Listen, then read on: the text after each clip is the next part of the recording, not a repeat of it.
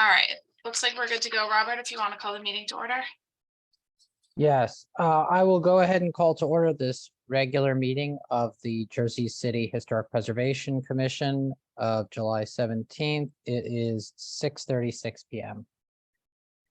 Please be advised that in accordance with the Open Public Meetings Act, notice of the time, date, and place of this regularly scheduled meeting of the Jersey City Historic Preservation Commission has been sent to the Jersey Journal, Jersey City Reporter, and Ellis Basilito on Friday, July 14th. Same notice has been sent to the clerk's office for posting on the bulletin board inside of City Hall and on the city's website. I have proof of this notice here in evidence. Sarah, we can go ahead and mark this as B1. Got it. All right, we'll move to a roll call attendance. Commissioner Sankamp, Here. Commissioner Amatuzza, Present. Commissioner Blazak, Present. Commissioner Gunther, Here. Commissioner Gariga,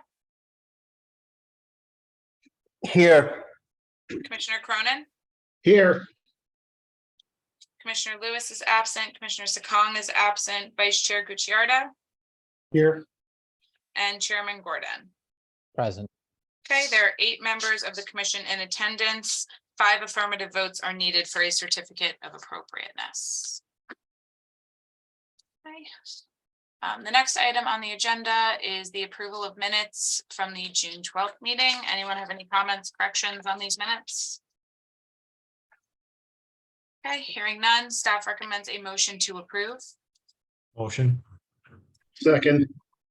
Okay, do a roll call on these. Commissioner Blazak, Aye. Commissioner Amatuzza, Aye. Commissioner Gariga, Aye. Commissioner Sankamp, Aye. Commissioner Gunther, Aye. Commissioner Cronin, Aye. Commissioner Lewis is absent, Commissioner Sakong is absent, Vice Chair Sankamp, sorry, not Vice Chair Sankamp, Vice Chair Gucciardo, Aye. and Chairman Gordon.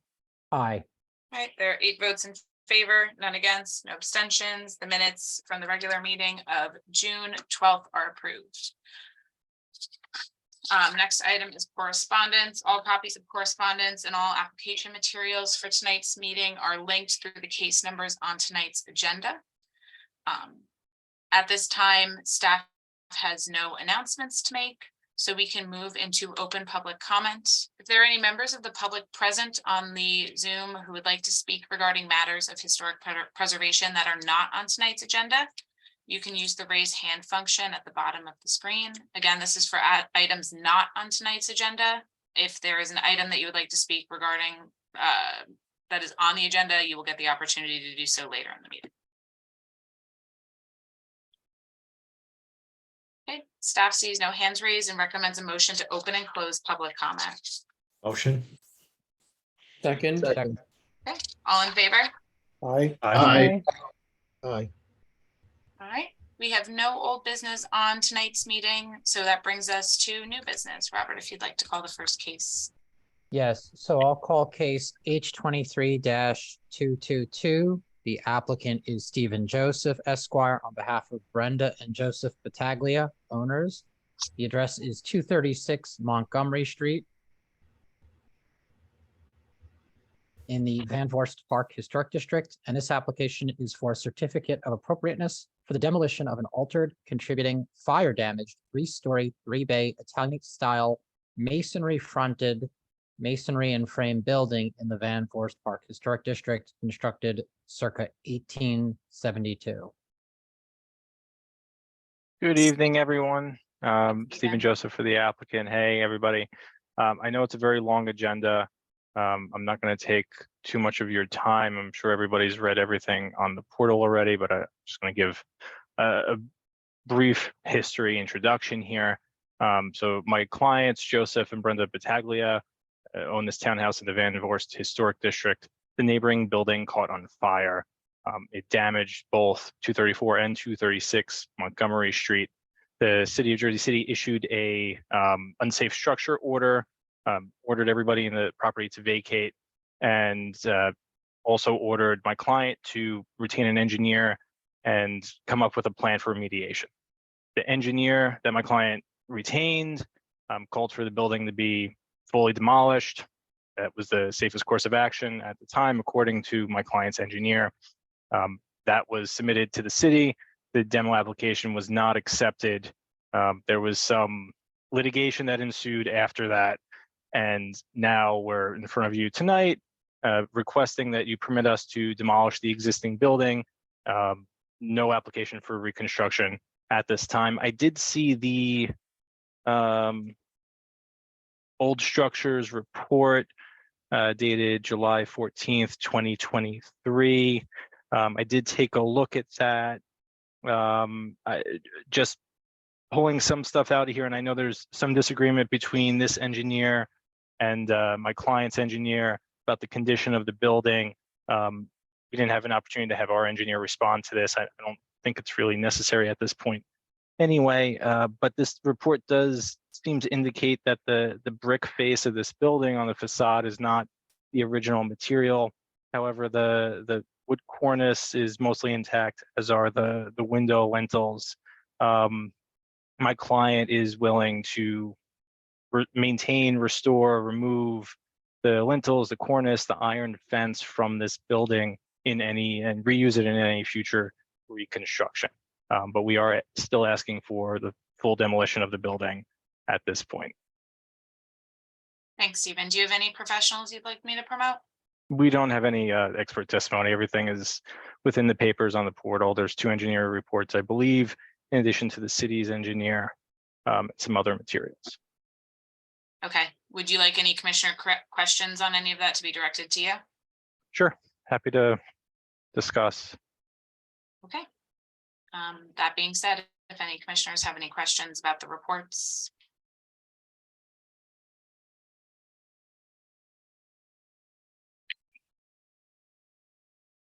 We can also, I mean, it's pretty unusual for us not to have professional testimony, so we can all, Exactly, yeah. we do go through the reports during staff comments, so we can keep the applicant testimony and open until then, if there are questions that arise as a result of that. Unless any commissioners have any questions now. The only question that I had was if this engineering firm that your client hired has any experience with 19th century structures. The engineering firm is not specifically, their expertise is not historic structures, but they've worked in Jersey City for many, many years and have worked on buildings in historic district in the past, but their expertise is not historic structures. Okay, thank you. This Commissioner Gucciardo, could you tell us a little bit more about the engineer's report and why they believe the building needs to be demolished? Sure. So my understanding from the engineer's report is that the weight load of this particular building is not at the front and the rear, but on the sides. And the engineer did some calculations based on the damage, which was caused by a fire at the center of the 2 buildings. So the side of the building is what was damaged. And the engineer did some calculations, and if wind speeds pick up to a certain amount, I think it was between 65 and 85 miles per hour, that it was in danger of collapse based on the regulations, based on the code that the engineer has to abide by. So the damage is to the eastern wall of the building? Largely, yes, and I believe that's confirmed in the old structures report as well. And there's ample photographs both in the Hudson Engineering and the old structures report. And is there some reason why that eastern wall couldn't be supported and then either reconstructed or reinforced? My understanding is that anything is possible. The type of bracing and reconstruction that would be required would have to all be done by hand, be extremely expensive and take quite a bit of effort. And I guess my last question, I don't know if this is out of turn at the moment, but do you know what the client's plan is post demolition? Are they looking to rebuild the exact same building in its place? Do they have some other idea of No, what they want to Stephen, do? the application is only for demolition of this building. I would okay. advise against the commission asking about any reconstruction or future plans. Thank you. Okay, thank you. I appreciate that instruction. I withdraw the question. Although the attorney did note that they would be willing to save some materials for the front facade for any reconstruction, so that is something that the attorney put on the table. that's correct.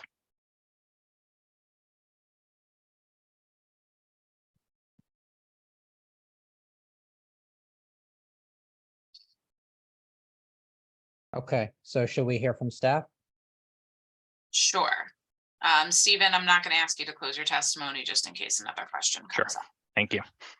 All right, well, typically before, so this is not proceeding as we typically do. So typically we would open for public comment here. However, I don't really think that there's enough information provided for the public to comment on at this point. So I think I think we should proceed with staff comments with the intention to open it to the public for comment after staff comments. Sounds good. Okay. Sounds Maggie, you think we need should we do a motion to take it out of order, or? It's Can we not that the order in which we do application hearings is not in the bylaws, so I don't think we need a motion. Okay, great. Jonathan's nodding, so I'm assuming you agree with that. Yeah, I agree with that. Cool. All right. So we'll move into staff comments. I am going to promote Don Friedman and Diane Case. We'll swear them in as well. They prepared the report for old structures and will be available to answer any questions as a result of that report. What I'll do is I'm going to go through some very light staff comments, and then we can open up for questions and then proceed with the rest of staff comments, right? Just so we can kind of understand staff recommendation here. Before we do that, Don and Diane, we're going to go ahead and swear you guys in.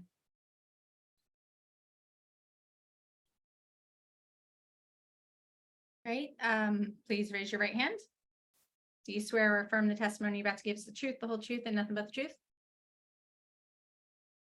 You're both muted, but I saw you say yes, so we're good, thank you. All right, before we move into staff comments, Diane, you've been at this commission many times. Have we ever qualified you as an expert? I think so, yes. Okay, I'm under the impression that we have as well. So just for the record, Diane has previously been qualified in front of this board as an expert in the field of architecture. Don, I do not believe you've been at this board before, correct? That's correct. So can you just give us a very quick Reader's Digest of your professional qualifications? Sure. I have a bachelor's in civil engineering from Rensselaer Polytechnic. I've been working as a structural engineer for 36 years now, of which 32 has been almost entirely working on the investigation, repair, and alteration of existing buildings. I've published 4 books on the topic of structural work in historic buildings. I've taught structural engineering in preservation programs at Columbia, Rensselaer, University of Massachusetts. This has been all I've been doing for work for a very long time. I'm not sure exactly what you're looking for That's qualifications. perfect. That's all I need to recommend that the chair accept your qualifications as an expert in the field of engineering. Okay, thank you. All right. So I'm gonna put the staff report up on the screen. As we typically, just for the motion to go through it, as we typically do, we're gonna jump down to section 5 for staff comments and recommendations. So staff reviewed the demolition application, the provided engineering reports, as well as testimony from Joe Severini, the building subcode supervisor, and the report by Old Structures Engineering, all of them in relation to our ordinance, the Secretary of the Interior standards, and our review procedures. And we generally find that the demolition application that was submitted for this building is not up to standard with our guidelines, and staff recommends denial of this application on a number of different points. Because these are not applications that we see typically, I essentially went through the entire section of this ordinance for the commission, because I think it's important to note, as we typically see with these applications, there is more in our ordinance to review than just the structural integrity of the building. In particular, we review the historic, architectural, and aesthetic significance, the use of the building, the importance of the building to the city, and the extent to which its removal would be detrimental to public interest, the impact of its removal upon the historic district, the structural integrity of the building, and the effects of the remaining portion of the building if you were to partially remove some of it. In this specific case, we're gonna jump right on down to the structural soundness and integrity of the building, so as to make the best use of Diane and Don's time this evening.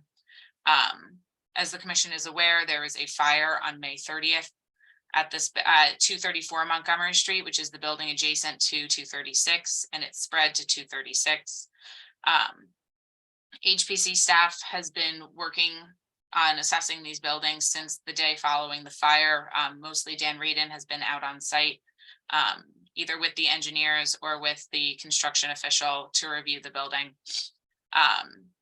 As Stephen said during his opening testimony, the applicant did seek an imminent hazard. The imminent hazard was not granted, and they were recommended to apply to the HPC. There was further litigation, which prompted a hearing at this meeting. Their main engineering report is by Hudson Engineering, which is dated May 31st. In that report, the building is repeatedly referred to as unstable. But in that report, the May 31st report, they'd never go as far as to say that the building is in imminent danger of collapse. And they repeatedly make their structural assessment of 236 only in context of 234 Montgomery. And at one point say that that it should be demolished because the cost benefit in terms of risk and reward does not justify saving the structure. Only in the report dated June 21st, which is almost a full month after the fire took place, does the engineer go so far as to say that the building is in imminent danger of collapse. At this point, I'll have Don and Diane just kind of step in and just give a very brief overview of their report and what their findings were, since they are the experts on this. I'm going to go first, I guess, and talk about structure, and then Diane will discuss the historic aspects of it. The short version is that the building maintains enough structural capacity to stand in its current state, including it doesn't have an occupancy load right now because there's nobody in the building, but it is carrying most of the original contents and debris from the fire. I think the most important thing is that, having examined this building, it is not in imminent danger of collapse. If there were a hurricane force wind, yes, it would probably sustain some damage. I have no reason to believe that a first half of the 19th century wood frame building could sustain hurricane force winds in general. Most importantly, everything that's wrong here can be repaired. And since we're talking about wood framing, the only way to build a wood frame building is by hand. I think the most important thing that we saw is that the framing is all very straight. And the reason that that matters is that every piece of structure moves when you load it. And if you reduce its capacity, if the member is burned halfway through, for example, then the ratio of load to capacity increases the same as if you increased load. So you would expect to see more movement. So if the roof joists, which were damaged partly by fire and partly by the firefighters doing their job and venting the roof, if those were badly overloaded, they'd be sagging. if the wall studs were overloaded, they would be visibly bent. And right now, the structure is for the most part very straight, which tells me that it's not just carrying load, it's carrying load without being near its capacity. The members that have burned, the joists and the studs that have burned will have to be sistered, repaired, replaced. There's no question about that. But that's feasible, and it's pretty much ordinary repair in carpentry. Diane? I looked at the significance of the building, and what's interesting about this building is that it was built, as the original part of it was a wood frame building. It was built up against or very close to 234, but not directly against 234. So you see the clapboard of 234, and then you see the wall studs of 236. So essentially the party wall is kind of a very interesting non-party wall. They're a couple of inches apart from each other. So you had the transmission once it went through 234 into 236. As Don has said, the framing has damage. There's no question about that. What was very interesting to me was that when you went into the front room of 236, all of the lath and plaster is there, everything is there, the entire plaster ceiling still remains, and the fire and smoke only was up in the cock loft area. When you get towards the middle of the building, you have more damage, and there is definitely loss of plaster and some of the framing. But again, everything is solid, it is sound, you can clearly walk on it. There's no evidence of any movement or anything of that nature. The addition that was put on, according to the maps, appears to be a masonry addition. So it's kind of a composite building where you have a wood frame wall against the east side, and what, according to the maps, is masonry. So I suspect that the front wall and the back wall were both put on as masonry. The rest of it is probably all wood frame, but again, it's not all open for us to double check and see.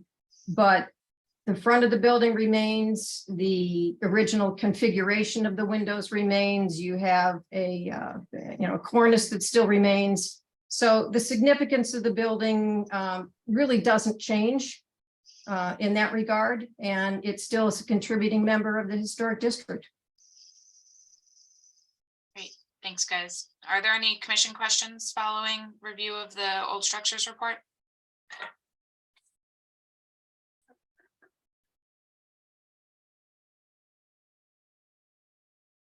Great, okay, Maggie, I just have two questions, if you don't mind, for not at all. these experts. So I guess, Diane, my only question for you is regarding the brick on the facade. In the report, it said this likely wasn't original. So it's your opinion that this is like a Garden State brick? Forgive me if I'm not using the right terminology, but something that's put on the front of what was originally there. No, I think you got 3 layers there. I think geez, you originally had a wood frame, a clapboard front on that building. I think you then, on top of that, at some point it was modernized and you got a brick facade on the front of it. And then the Z brick or the Garden State brick face that we see today was put on top of that. So I think that's the chronology of that facade. That's my guess. I can't prove it, but just the way the maps are shown and some of the other indications there tell me that it's the Garden State brick face is on brick, but I'm pretty sure that that brick was not original. Understood. Thank you. And Don, I just wanted to confirm you disagree with the Hudson Engineering report and the findings that they made in that report. Is that correct? In general terms, yes. I mean, that's a General very broad statement. So yes, I Understood. I believe the building can be repaired reasonably. All right, understood. That's it. That's all the questions I have. Thanks, Stephen. Actually, I have questions. Go ahead. I have questions, but I'm actually not sure who to direct them to. My question really, and when I look at this, is why wasn't it shored yet? I mean, that report is from over a month ago. If this was my building, I would have had it shored within a week. Especially if someone said it was unstable. Are they saying that if it's unstable, we can't shore it? I've been involved with a lot of buildings, and I've seen a lot of buildings that were unstable, and when they're unstable, I don't understand why you wouldn't shore it. So that's just a question out there for whoever can answer that. Yeah, I could try to address that briefly without really getting into the litigation too much, but the city's original order was an order to get an engineer to go out to the property to make a recommendation for remediation. That the engineer my client hired recommended demolition of the building, did not recommend shoring the building. And the city did not accept that permit application. And that is what the litigation's about. I'm not working on the litigation. I'm not really involved in that, although my firm is handling it. And I don't want to get too deep into that for purposes of this hearing. For public safety, was the city preventing you from putting shoring up as an owner? As you're No. representing the owner? So you're No. saying that you guys elected not to put shoring up because your engineer said that it had to be demoed? That's what you're saying? Yes, it's a simple way of putting it. The judge also ordered the city to take any preventative measures that they thought was necessary. But my client was prepared to take action immediately, and the city did not allow us to take that action, and that's why the litigation ensued. I still don't understand, because even if you were going to have something demoed, you might have to shore it for a while until you're able to demo it, because otherwise, how are people supposed to walk by on the street? At least shore so that the public can get through that area safely. So It seems like it should have been shored properly. I will say that the applicant was required to put heavy duty scaffolding on the street, which they have done. However, I will note for the record that the heavy duty scaffolding is just to protect from things falling off of the building per the engineering report. It would not provide any actual public safety measures if the building were to collapse. So the court actually ordered the city to take the preventative measures, and the city is the ones who put the scaffolding and felt that the scaffolding was enough. Right. For what was there. Okay. But yeah, I don't think I have an adequate answer to your question. But so as it exists today, there isn't, as per your engineer's report, he said that the shed was not adequate to prevent damage, That was the city's report on the shed. The HE engineer did not say that the shed was not adequate. I thought I read that in there. That He was the did, city saying yeah. that? Oh, okay. He did say that. That's correct. So your own engineer said that the shed wasn't adequate That's to correct. protect the public? That's So correct. wouldn't it be incumbent on that engineer to say that we need to put shoring in there immediately, and it's been 30 days? Or more? Yeah, the More than 30 engineer days. did say that, but the court ordered the city to take the actions that they felt were necessary, and the city only did the scaffolding. They took no further action aside from the scaffolding. But it was a court order for the city to take those actions, not the property owner. Okay.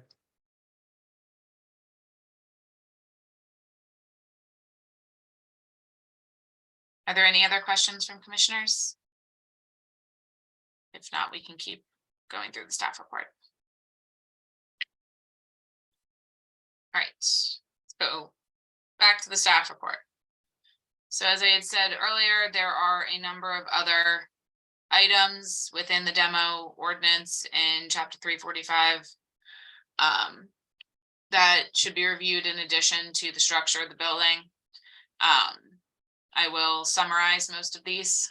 The first is for the commission to review the historic, architectural, and aesthetic significance of the building. Typically, we do this by breaking down the National Register criteria and how to apply them to the building, so we can individually review what elements of significance are still intact on the building. In this case, based on staff's opinion, this building has integrity of location, design, setting, materials, and feeling. It does have some integrity of workmanship. However, due to the alterations to the building over time, staff does not feel comfortable saying it has full integrity of workmanship. And staff is unaware of any direct link between an important historical event or person with this property. So therefore, it, to staff's knowledge, does not have integrity of association. However, 5 of the 7 clearly shows that this building has historic, architectural, and aesthetic significance to not only the Van Voorst Park Historic District, but the city as a whole. The commission is also tasked with reviewing the building's use. The building, per the application submitted and the tax card, is a 3-unit residential building. That use is consistent with both historical uses for the historic district and what would be permitted under the current zoning guide ordinance. Next would be to review the importance to the city and the extent to which its architectural, historic or architectural value is such that its removal would be detrimental to the public interest. It's pretty clear that the ambiance and integrity of the Van Voorst Park Historic District would be significantly altered if this building was removed, and the integrity, it would be a loss to the integrity of the historic district as a whole. The commission also should review the extent to which it is of old, unusual, or uncommon design, craftsmanship, texture, material that could not be reproduced or be reproduced only with great difficulty. For the most part, the building's construction methods and materials are common for the era of construction. However, reconstruction of the building in its state prior to the fire would likely not be able to be reproduced due to current building codes. The commission also is tasked with reviewing the impact of its removal upon the ambiance of the historic district. That is similar to an earlier point where it would obviously be a loss of integrity to the Van Voorst Park Historic District as a whole. We reviewed the structure. And then, of course, the effect of the remaining portions of the building, structure, site, object, or landscape feature in cases of partial demolition.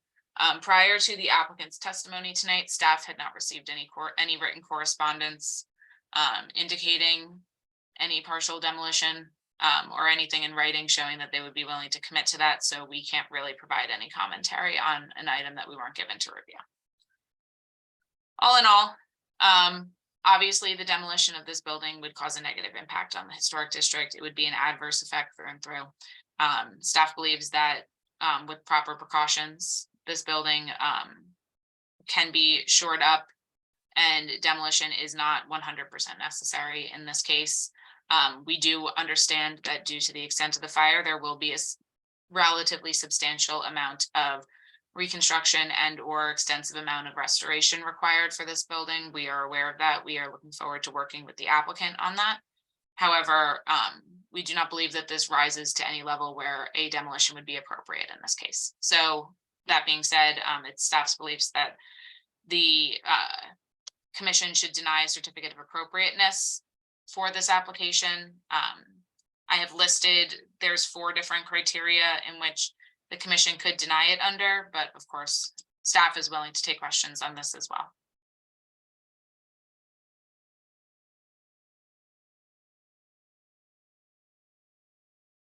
Okay, hearing none. Prior to any type of motions or anything, we do have to open this up to the public due to the unorthodox structure of the hearing. So are there any members of the public present who would like to speak regarding this application? You can use the raise hand function at the bottom of the screen, or you can press *9 on the phone. Okay, staff sees no hands raised and recommends a motion to open and close public comment. Motion. Motion. All right. Second. I have Stephen, and then I have Paul, all in favor. Aye. Aye. Aye. So let's pull up the staff report one more time. So the specific citations that we've provided, that if the commission follows staff recommendation to deny the application, would be 345-71 JA, which is that the building has historic architectural and aesthetic significance. I'm not gonna scroll like that again. JC, and yet, that the removal would cause would be detrimental to the public interest. 345-71E and G. E is that the impact of the removal would negatively impact the ambiance of the historic district, and G, that no plan was presented for partial demolition. Are there any questions, any motions? Quick question for, I guess it's either Jonathan or you, Maggie, and that is, can we compel this applicant to put in emergency shoring to protect this historic resource as it is, in jeopardy? I do not believe that's within your authority. Maggie, do you agree? Yeah, we can't require an applicant do anything to any building.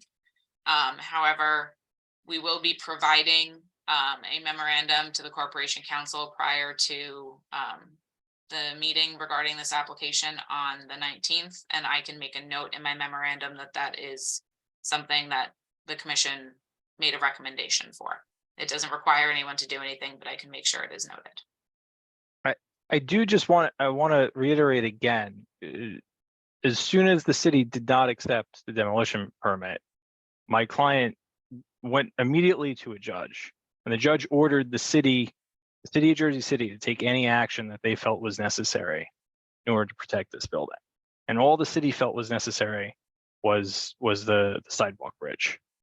There was a determination, there was an order on the protection of the building already on this matter. So the city, is that the code official or city officials that were in structures were to the site and looked at it? And so they were in agreement. They were in agreement with Mr. Friedman then, that the building was actually stable enough to just need to be concerned about falling debris, but not collapse. I would assume so. I haven't seen an engineer's report from the city, but the judge did order the city to take any action they felt was necessary that was needed to protect the public, and that was the only action that was taken. It's not. I don't want there to be a false impression that my client was just sitting around waiting for something to happen. The demo permit, the engineer was there the same day that the fire happened. A demo permit was submitted immediately. That permit was rejected, and as soon as it was rejected, my client was in front of a judge for a determination about what to do. Judge could have ordered my client to take action, but judge ordered the city to take action. And we're just complying with that order. Okay, thank you. So, in order for me to feel comfortable with proceeding on this application, I think I would benefit from some more testimony from Mr. Friedman, if that's possible, because the applicant hasn't presented their expert. They're resting essentially on the papers. They didn't bring their expert tonight.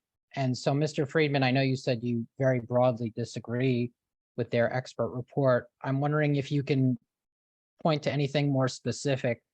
What's the heart of your disagreement? Why do you think that, what is it that you're disagreeing about? I mean, obviously you're coming to different conclusions, but what do you think led you to a different conclusion? Sure. We do a bunch, we meaning engineers or anybody analyzing a building, we do a bunch of analysis, and then it comes down to saying safe or unsafe, which is, not a great summary. What loads is the structure have to take? If it's unstable, is the whole structure unstable? Is a portion of it unstable, and so on? So there's a lot of shades of gray between something being perfectly safe and something being dangerous, run down the block to get away from it. I did not see any evidence that this building is unstable in its current condition.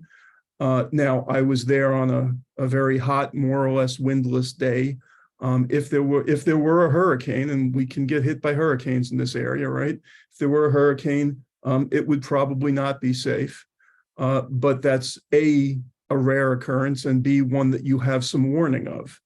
And if I owned that building and I thought the hurricane was approaching based on the news reports, then that would be a good time to install shoring. I don't believe shoring is necessary at this time because I don't think that under ordinary loads, including ordinary wind loads, such as we get in the kind of storms we've had in the last couple of weeks, we've had some storms. I don't think that the building is unstable in those conditions. I do think that anytime a building is damaged, any portion of it that is unstable should be shored. And any portion of it that is open to the weather should be closed off because water getting into this building will cause further damage. When Diane and I examined the building, the first thing we did was go to a building not quite across the street, but and stand on the roof and look down on it. And the first thing I noticed was that there were holes in the roof. And when we got close, it became very clear that those holes had been cut by the firefighters to vent the hot air, part of standard firefighting technique. Well, that hole is now allowing water to pour straight into the building. So that's something. So making the building safe includes things like closing off those holes to prevent future water damage. Most of the fire damage is surface char and probably does not even require structural repair. It will require architectural repair in the sense of the finishes are damaged, particularly at the top floor of the building. Where there is enough char that the section of a joist or a stud has been reduced to the point where it's no longer capable of carrying a sufficient load, the standard repair in something like this is to sister that member, to put a new piece of wood parallel to and immediately abutting the existing damaged piece of wood. And that's a fairly straightforward process. So I'm not going to say the building is safe under all circumstances. Actually, it's difficult for me to say that about almost any building. I don't want to interrupt you, Sure. Mr. Friedman. I will say that the matter before the commission right now is historic importance and preservation, not safety. So if we could limit, right, Maggie? Do you disagree with that? I mean, the ordinance specifically does discuss the structural integrity of the building. Then I'm mistaken. I was just about to wrap it up anyway, because I think I've reached the end of what I wanted to say. I disagree with the Hudson Engineering report in that I don't believe the building is an imminent hazard at this time. I believe it is readily, the structural damage that exists is readily fixable. And those two statements, I think, are the core of their conclusions and my conclusions. So.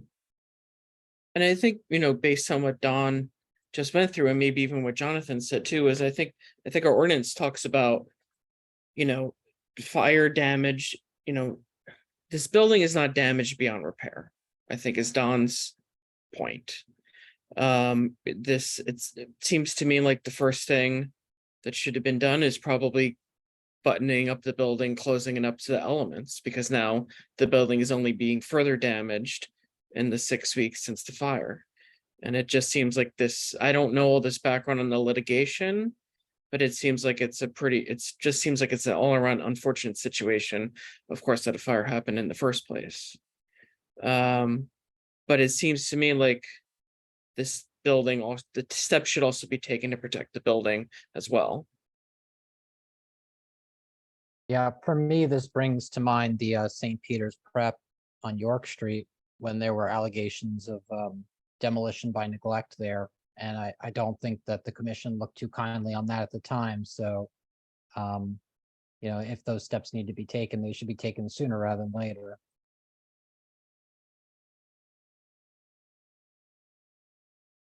All right, are there any other commissioner questions, comments? If not, again, the staff recommendation on the certificate of appropriateness application is for a motion for denial. I'll make the motion to deny the application. And I'm going to say 345-71JA 345-71 JC, 345-71E, and 345-71G.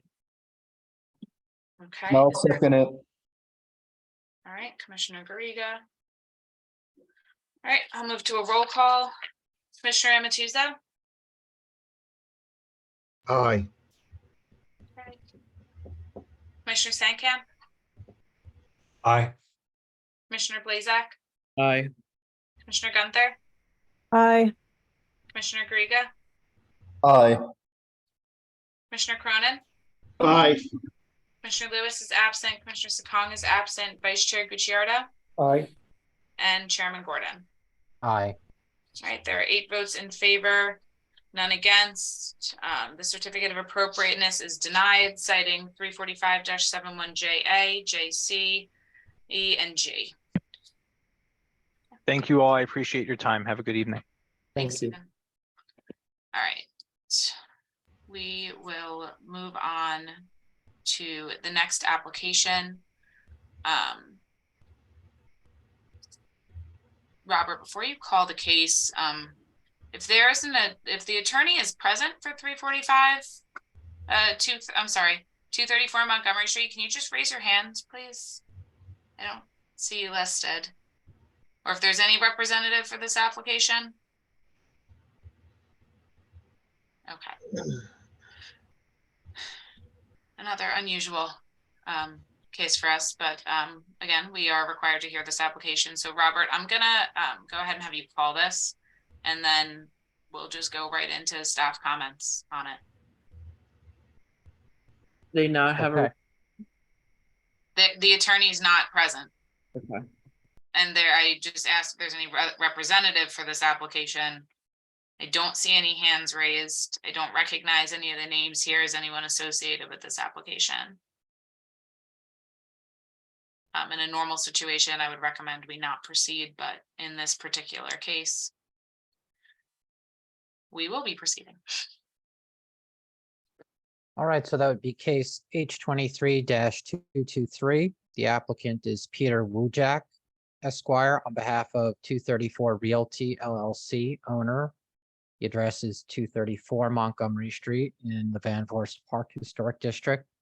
This application is for a certificate of appropriateness for the demolition of an altered, contributing, fire damaged, 3-story, 3-bay Greek Revival style masonry fronted frame building in the Van Voorst Park Historic District, constructed circa 1852. Thanks. For the record, we'll also hold public comment until following staff comments on this one, just to make sure that the public has enough information on this to ask any relevant questions. This is the adjacent building to 236 Montgomery Street. This was where the fire began on May 30th. I will go ahead and share the staff report for this. So let's go once again down to staff recommendations and comments. When we reviewed, going back up. Okay, plans and documents reviewed. This one's important because while the previous application had 2 separate engineering reports prepared by the same professional on different dates, this application had 1 engineering support report submitted dated May 31st. Similarly to 236, the city did retain Old Structures Engineering to also review the building as well. HPC staff reviewed the provided documents by the applicant as well as the Old Structures report. Dan Reedon also participated in site visits on this application as well. And following the review of all of those documents and the result of the site visits, HPC staff does not believe that this building should be demolished in accordance with the standards in our ordinance. Similarly to the last application, we are going to go down to structural integrity as well. As I said before, they had one engineer, Tadco Engineers, review the building. It is a substantially smaller report. The engineering report does specifically state that the structure has been detrimentally impacted due to fire damage and cannot be salvaged in any manner. However, That is mentioned once in the report, and there were previous, many other mentions earlier in the report stating how parts of the building can be salvaged, even going so far as to say that the front wall is observed to be mildly impacted.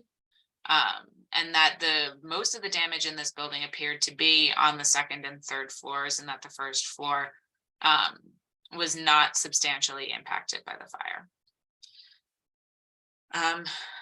Don and Diane, I will toss it over to both of you to discuss your findings.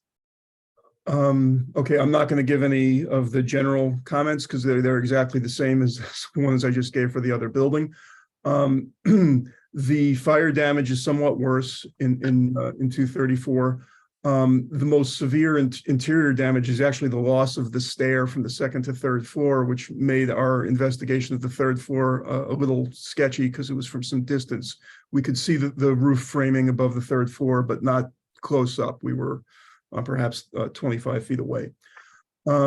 There is actually less exterior damage at 234 than at 236. It's mostly the side wall, the west wall of the building. There's more char, there's more damaged members, but again, it can all be repaired. And I'm not sure how badly the charred members are actually burned. There's a lot of the char is not the structural stud or the structural joist. It may be things around it, including paint. So it's a little hard to judge. We have in our report a picture of where the stair burned out, and the stair stringer looks terrible. It's heavily charred, except you can see where the treads and pulled out of it, that the wood is actually pretty much intact. So yes, it's structurally damaged. It can be repaired. And the damage is worst at the third floor level. Second floor and roof are also badly damaged, but can be repaired. And there was no sign of imminent hazard, I think is the most important thing I have to say. I have a question for you, sir. Is it correct that this building was under construction, or was there active construction taking place in this, or was it 236? There was construction taking place. I don't know if it was active, but there were signs of construction taking place. And actually, the people who let us into the building were the contractors who had been working at the building. But I don't know if it was active at the time of the fire or not. Okay. Stephen, I can actually answer or provide some more information on that as well. The commission has seen a variety of applications on this building. Since at least I've been here, I know they date back further. However, none have gotten past the application phase, I see. with the exception of a couple of minor interior demolition permits. I know we didn't, I believe it was 2019, we did an interior clean out, so that at the time, the property owner's architect could review the interior structure of the building so that they could make an application. And if the commission remembers, there was an outstanding application for a 4-story full height addition at this building. However, the applicant never completed the application for the commission. I see. So that, okay, so yeah, because I see evidence of, that at one point there was supposed to be, or there was a plan to put an addition on this building, and I was wondering if that was in progress. My memory isn't as good as yours, Maggie. So I didn't know if they were actually working on an extension, and that's what caused the problem, or that No, the damage was in the extension part. I just wanted to clarify where the damage was. Yeah. Thank you. That makes it clear to me. Thanks.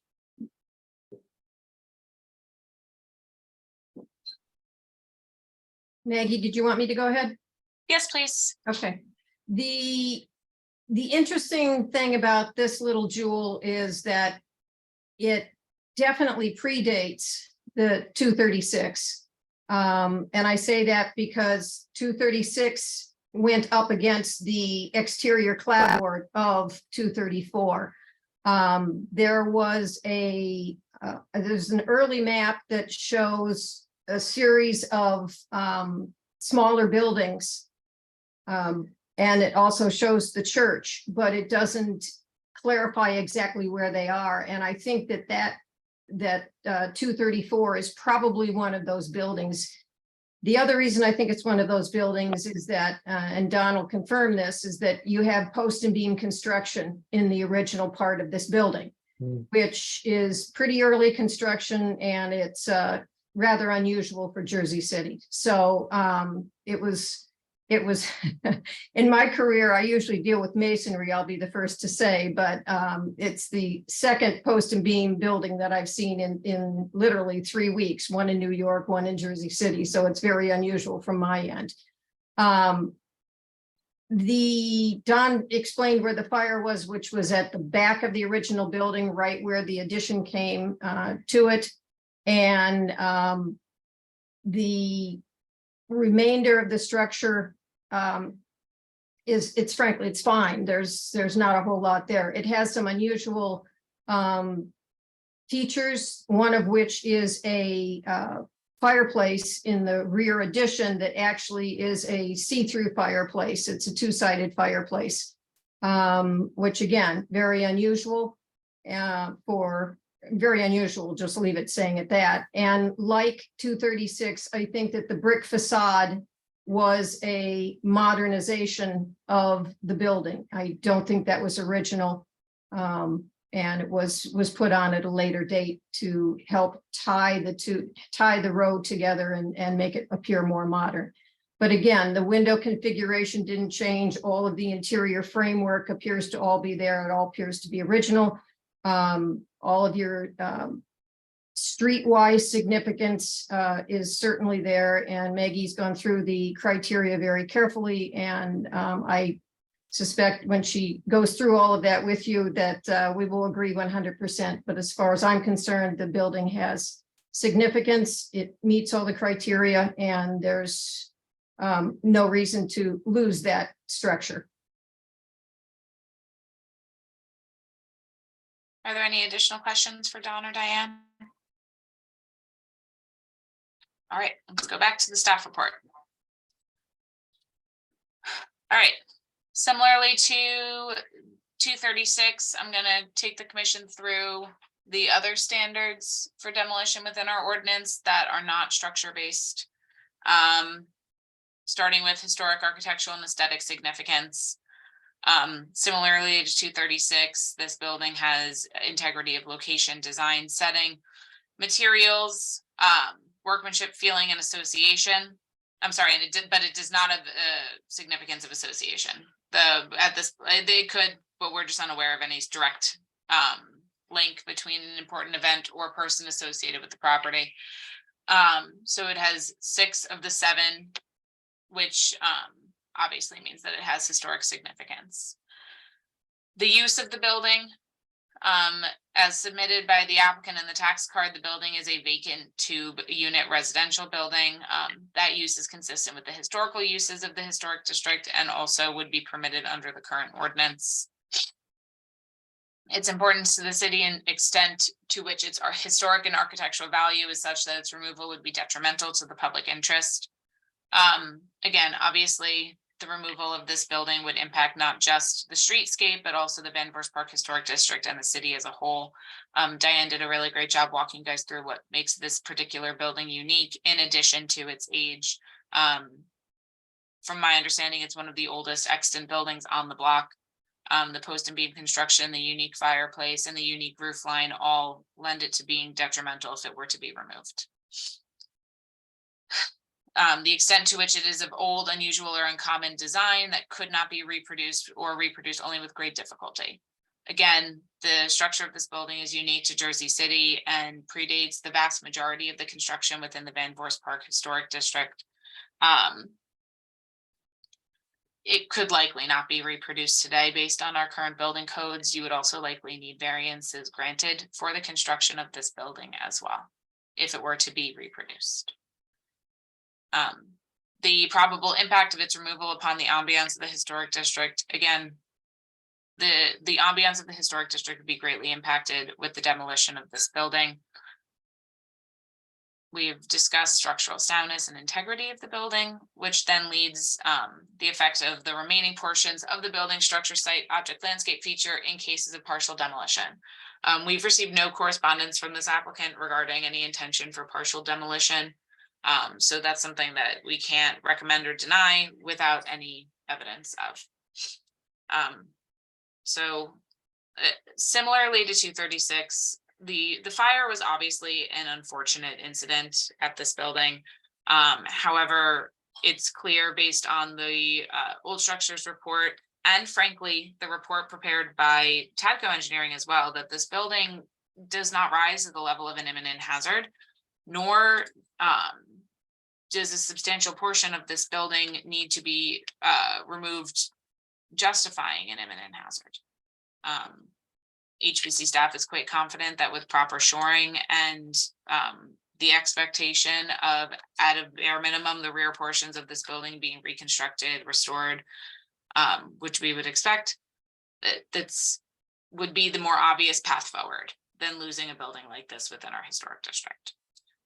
So we would recommend that the commission deny a certificate of appropriateness for demolition of this building, citing the same standards that we did for 236, which were 345-71JA, 345-71JC, 345-71E, and 345-71G. Do the commissioners have any questions for staff? Maggie, my question is about procedure. I don't recall ever denying an application without the applicant present. So can we do that? Well, it's on the papers, right? Yeah, the applicant is aware of the application submitted. They were provided notice of the meeting. They went, as I spoke to the applicant this morning, he paid the court So- fee and application fee this morning, so they were well aware of the hearing. Jonathan, I do not believe there's anything in our bylaws or the MLUL that specifically says the applicant needs to be present. I do not know of anything. Okay, Yeah, thank you for the clarification. It's definitely not common, and it's certainly something that I would have preferred to avoid, but I also don't see how we cannot move forward when we are required to render a decision on this application by tonight. Understood. Got it. That's clear.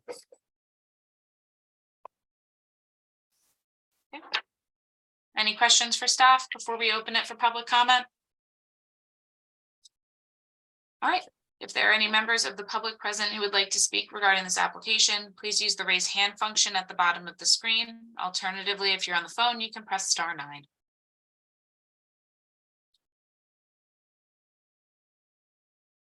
Staff sees no hands raised and recommends a motion to open and close public comment. Motion. Second. Second. Okay, all in favor? Aye. Aye. All right. If there are no questions for staff, again, the recommendation from staff on this application is to deny a certificate of appropriateness citing 345-71JA, JC, E, and G. I'll make a motion to deny based on staff report and 345-71JA, 345-71JC, 345-71E, and 345-71G. Second. Okay, Commissioner Gunther, I'll move to a roll call vote. Commissioner Griga, Aye. Commissioner Cronin, Aye. Commissioner Sankamp, Aye. Commissioner Amatuza, Aye. Commissioner Blazak, Aye. Commissioner Gunther. Aye. Commissioner Lewis is absent, Commissioner Sakong is absent, Vice Chair Gucciarda, Aye. and Chairman Gordon. Aye. Okay, there are 8 votes in favor, none against. The certificate of appropriateness is denied, citing 345-71JA, JC, E, and G. Great. All right. Thank you so much, Diana and Don. You guys have a nice night. Thank you. All right. We can go ahead and call the next application. All right, I'm now calling case H23-227. The applicant is John Easterling, architect. The address is 54 Journal Square, AKA the Lowe's Jersey Theater. This is in the Journal Square 2060 redevelopment plan preservation zone. on the New Jersey State Register of Historic Places.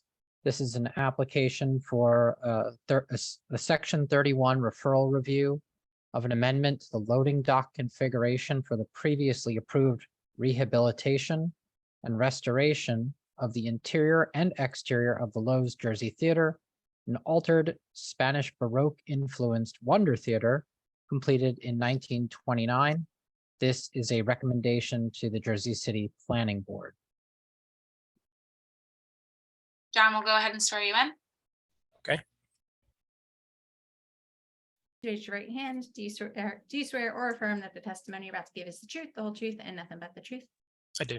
Thank you. John, do you want me to promote anyone else? No, it's just me this evening. All right, great. Staff wants to note for the record that Mr. Easterling has previously been qualified in front of this board as an expert in the field of architecture. John, you should be able to share your screen, and you're welcome to start your presentation whenever you would like. I will do it. Thank you very much, Maggie. Let me share my screen here. Let me know that if you can see that. Yes. Yes. Okay, great. Thank you. Well, good evening, everybody. Thank you for your time and consideration this evening. I'm John Easterling, Principal and Senior Project Manager with OTJ Architects. We are the architects leading the rehabilitation of the magnificent Jersey Theater. And we're presenting this evening a revised design of the loading area, as was mentioned, for your consideration. And we're revising the design of this area because our project timeline for the theater doesn't align with the neighboring project timeline, in which we needed some of their property to build the previously approved loading dock. So that is why we're here with the revised design. And so I have a few slides to take you through with plans and some elevations and talk about the materials of this revised design. And then I'm happy to answer any questions. So just a quick familiarization for everybody. This is the plan of the Loews Theater, JFK Boulevard, off to the east here on the right-hand side of the plan. This is a pedestrian alley that runs along the south side of the building. This dashed line represents a 10-foot wide pedestrian easement in the alley. And on the west side of the building, on the exterior, there's an existing ramp that goes from grade of alley down a bit to the north side, and currently egress from the house right. This is the main house seating area of the theater. People egress out that and up the ramp to the alley. This ramp is also used, is the existing way in which loading in and out of the theater happens. There's an existing overhead door on the upstage wall at this point. And to kind of familiarize you again with the area photographically, here is that south side of the building. There's a key plan down here on the lower right. So you can see this photograph is taken from Magnolia Avenue.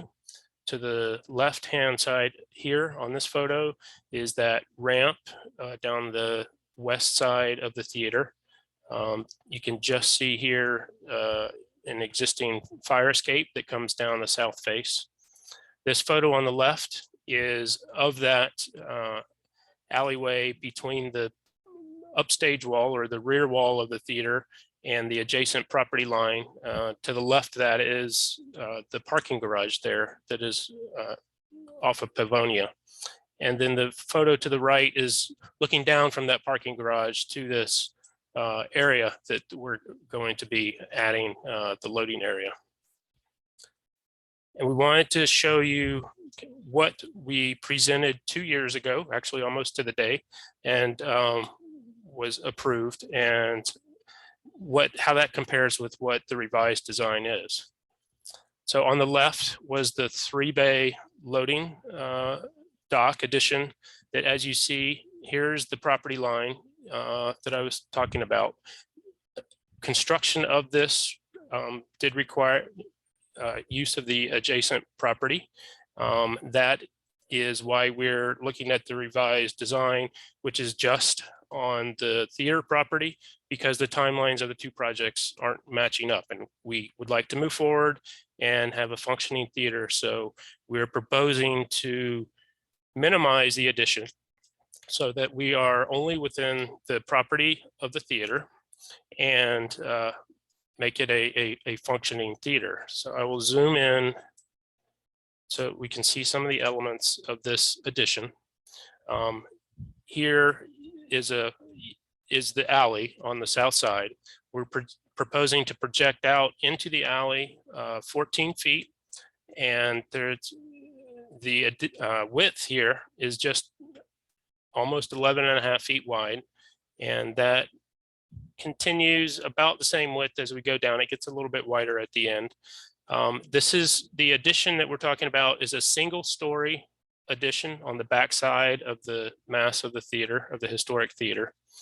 The addition would have a overhead roll-up door that would be 8 feet wide by 10 feet tall here at the alley, and then ramp down to the existing overhead door at the upstage wall. And I have to say that there is about a 4.5 foot elevation change between the elevation of the alley and the elevation of the stage. So that's why we're ramping down. This is an accessible ramp. So it's 1 to 12 slope because this is an accessible route. At that existing stage door, it's still a bit above stage level. And as they do currently, there's a temporary ramp that they would use. But this new addition would continue to ramp down to a new door that is at stage level. And then we have a new elevator that makes the basement and sub-basement and stage all accessible levels. And then we would have an additional mechanical room here on the back side. The stairs that you see on the north side of the plan are revised from what exists there. So patrons who egress out of house right would go up the stairs and across the top of the addition and then come down a new exterior egress stair here and land in the public way. Very similar to the existing fire escape further down the alley on this south side. This plan of the addition minimizes to the greatest extent possible the projection out into the alley. It preserves a path of egress from an interior stair here, and it preserves an opening from the alley down to stage for direct access there. So you can see just quickly before I go to the next slide, the kind of scale difference between what was previously presented and approved and what we're proposing now. This is a quick look at the west elevation. So from the parking garage, basically looking at the wall of the back wall of the theater, again, showing kind of the mass of what was proposed and approved previously compared to the mass of what is being proposed. And that our single story addition with the top of the parapet is only 21 feet 4 inches. Again, we have a roll-up door on the side and a canopy over. I'll get to those elevations in just a second, but I want to point out some of the materiality of this loading addition. We would have a brick on the portion that projects out into the alley from the existing building face. And then on this side and on the north side where it is facing the adjacent property, we're proposing a ground face CMU block. And I have an image of what that material looks like in a couple of slides in case you're not familiar with that. So here we wanted to show you the addition here on the left, on the west end. This is a full south elevation of the theater. Again, you can see that existing fire escape that comes down the elevation there. And as we look at this, we're proposing that the detailing and design of the new exterior fire stair complements the existing detailing of the existing fire escape. So it's a painted steel stair with a covering, and we have exterior lighting, and we've submitted cut sheets to staff on the lighting. We have Again, an 8 by 10 foot overhead door through which the loading will occur. And in this case, loading off of the trucks will be via ramps down to the alley, and then we'll roll in through this door. To help with some weather protection, we're proposing a painted metal canopy above that. Details are forthcoming as we're just developing the design, and we'll be sharing all of the details of this with staff as it's developed here in the near future. These are those person doors, an egress door that comes out of that stair. This is the door that goes down to the stage. And we wanted to show this to you in context of the rest of the south elevation. The north elevation back that faces the Path Railway, I mentioned that stair that goes up and gets patrons who are egressing out of House Right, gets you up to the top of the single story addition. And there'll be a louver for the mechanical room on that face. And again, the materiality here is a ground face CMU. And then as that projection that goes out into the alley, that 14-foot projection, on the east side of that, we have a person door with a small painted metal canopy there. And here you can see a section through that new exterior metal stair. And this 3D view will give you a better idea kind of what that all looks like from a bird's eye perspective. We realize that there needs to be some security at some point along the stair here so that the public doesn't wander up. So there will be a gate that we have to locate as we further develop the design. And again, the portion of the addition that projects out into the alley will be, we're proposing a brick that is compatible, but doesn't match the existing brick of the theater so that we're not falsely historic in that presentation. And the overhead metal door will be painted to match the color of all the painted metal exterior doors. And here is an example of a ground face block. If you're not familiar with it, it is a concrete masonry unit that is ground smooth, which brings out some of the texture of the aggregate within the block, and it's integrally colored. So it doesn't have to be maintained with paint and stucco and things like that. And you can get colors that will complement the brick that we'll be using. And again, as these selections are finalized, we'll share with Maggie and staff so that everybody can see the development. And with that, those are all my slides, and I'm happy to answer questions and go back to any images. Thanks, John. Do any commissioners have any questions?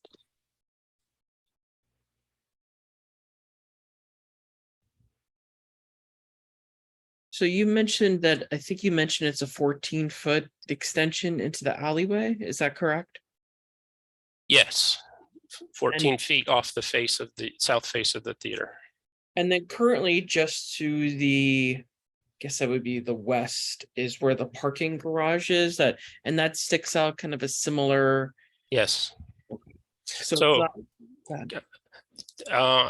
this addition will negate vehicular access in and out of the garage off of Magnolia, but the garage has its main entry up off Pavonia. And the city is aware of that as well. And where that dashed line is that where the alleyway ends? To the bottom there. This is the extent of the property. So if I go back up to this view here, so this is that property line here at the end of Magnolia. And so the addition will be 14 feet off of right here. And so I guess my question is about how much of the alley are you leaving for people to get by? Okay, good question. Sorry for scrolling. So if you see this light dash line is 10 feet off of the property line, and that 10-foot dimension is an easement that is for pedestrian access down, through to get to the path station. So our bollards right in front of the loading door will be just outside that 10-foot easement. So from the building face, we're looking at 11.5 to 12 feet off the property line. Okay, thank you. You're welcome. I ask a question about that as well. So when you're loading, you're gonna obstruct that egress? When trucks are there loading, they're gonna pull up to that surface? When trucks are loading, they'll be Yeah. parked out here because they'll Okay. need about a 15-foot length of ramp to get down off the truck, and Okay. then they'll roll on in. So the trucks will be parked out here, and we have done truck turning studies. Our civil engineer, Kimley Horn, has done truck turning studies to make sure all of this works for a 67-foot semi truck. And then another question was, on the opposite side, the north face where you're adding the polished CMU there, Mhm. that's going to be visible. That polished CMU is going to be visible, yeah? From From- across the path. Yeah, when you're on the Yeah. path train, you look Yeah, up and yes. you see the building. Yes. So that's a consideration just in terms of, the CMU. Mhm. Just that surface. I think the face that's facing the, it's Here. kind of a public, it's sort of a public right of way. It's not a real public right of way. It's not a street, but Okay. I've seen the building from that perspective many times, so. That's my only comments. Thank you. So did I hear that there's a security gate forthcoming, but you haven't yet determined the placement or configuration?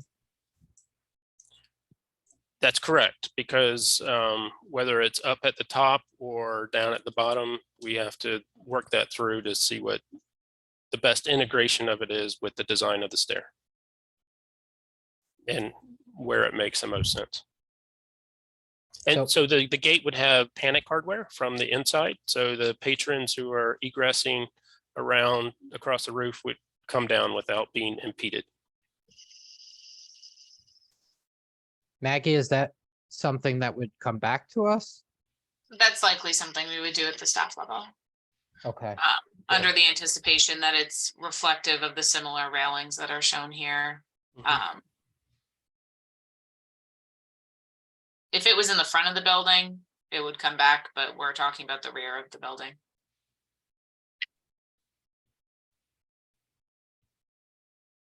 I would see that we would bring this back to staff because we would also be looking at the detailing of the canopies and the final selection of paint colors and final selection of the brick and the CMU, all, bringing that back.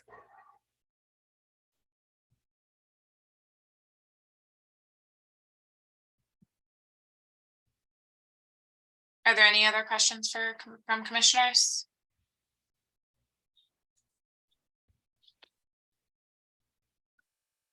All right, hearing none. John, does that conclude your testimony? That does. Thank you very much, everyone. I appreciate your time and consideration. Thanks. I'll stop sharing. All right, we can open it up for public comment before staff comments. If there are any members of the public who would like to speak regarding this application, please use the raise hand function at the bottom of your screen. Alternatively, if you're on the phone, you can press *9. All right, staff sees no hands raised and recommends a motion to open and close public comment. Motion. Second.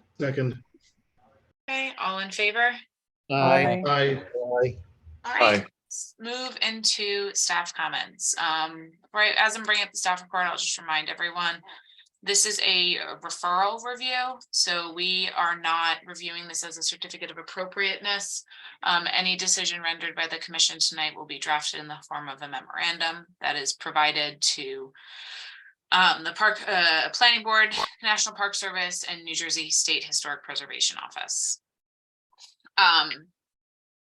after reviewing the proposal to the loading dock configuration in the rear of the building, per the Secretary of the Interior standards and the standards outlined in the preservation zone of the Journal Square 2060 plan, staff finds that this is generally consistent with both sets of standards and will not have an adverse effect on the resource.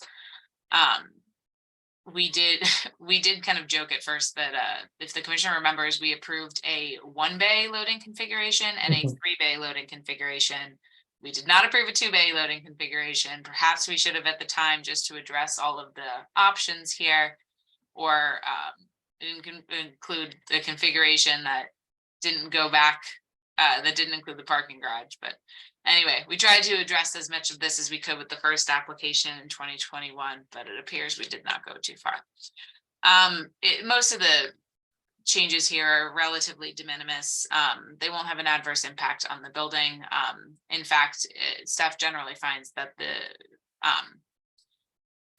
having less of a built addition back here is probably for the best. To this end, we recommend that the following items on the plan set be updated. So this would be in lieu of conditions that we would normally impose on the certificate of appropriateness. That any construction documents for this need to be submitted to HPC staff for review and approval prior to filing or being issued permits. That the construction detail for the proposed canopy should be submitted to HPC staff for review and approval. I would like to amend that to be proposed canopy and safety gates. And that all previous recommendations for any plan updates that were provided to the applicant in writing or during testimony at any of the other 3 public meetings, so the 2 HPC meetings in 2021 and that should say October 25th, 2021, that was the planning board meeting. Any of those should remain in effect until considered complete by staff. As I said at the beginning of this, because it is not a certificate of appropriateness, we have what is essentially a recommended motion for the commission tonight, and that would be for the commission to make a motion to have staff prepare a memorandum stating the commission's recommendations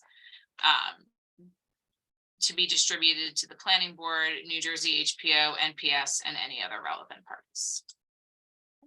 Does the commission have any questions for staff? Yeah, Maggie, are you comfortable with Commissioner Sandkamp's recommendation for brick on the north face of the extension? Yeah, I am. I meant to include that, but my brain did not get that far. No problem. As long as the applicant's okay with that. We're generally the ground face CMU, we can find something that works, but if the commission's more comfortable with brick, that is the more consistent material choice. So I don't have any issues with that. Okay. Are there any other questions for staff?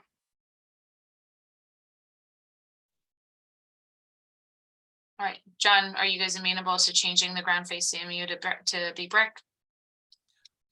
I believe we are, and I will take that back to DAE and ownership and make that recommendation. Okay, great. And the exhibits that I showed here tonight, Maggie, are slightly different than what we gave you, so I'll forward you a copy of this for your records. Oh, okay, thank you. Just for the record's sake, Sarah, can we go ahead and mark that as A1 for this application, the exhibits that John showed this evening, and I'll forward them to you as well. Sure. Thank you. All right, that being said, staff has made a recommendation for a motion. Any commissioners have any questions or would like to make a motion?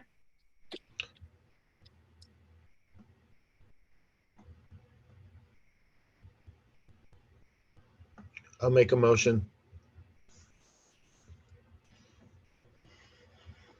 Do you want me to bring up the staff report for the phrasing? Yes. Okay. Sorry, I know it's not typical. All right. Yeah, I will make a motion that HPC recommendation to make a motion to have staff prepare a memorandum stating the commission's recommendations to be distributed to the Jersey City Planning Board, NJHPO, NPS, and any other relevant parties. there a Second. second? Okay, Stephen, I'll do a roll call vote. Commissioner Sankamp, Aye. Commissioner Garriga, Aye. Commissioner Cronin, Aye. Commissioner Gunther, Aye. Commissioner Amatuzzo, Aye. Commissioner Blazak, Aye. Commissioner Lewis is absent, Commissioner Kong is absent, Vice Chair Gucciardo, Aye. and Chairman Gordon. Aye. All right, there are 8 votes in favor of the motion, none against, no abstentions. The motion is approved. Thank you, everybody. Thanks, John. All right, so this is right around the time we usually take a break. It's 8:06. How do we feel about coming back at 8:11? Does that work for everyone? That All right. works. 8:11. Mhm. All right. Okay. Thank See you you. all then. All right, before we call back to order, Sarah, just want to make sure you're good to go. Yep, I'm good. Thank you. All right. Robert, do you want to call us back to order? Yep, I'll call the meeting back to order at 8:12 PM. Great. And if you want to go ahead and call the next application.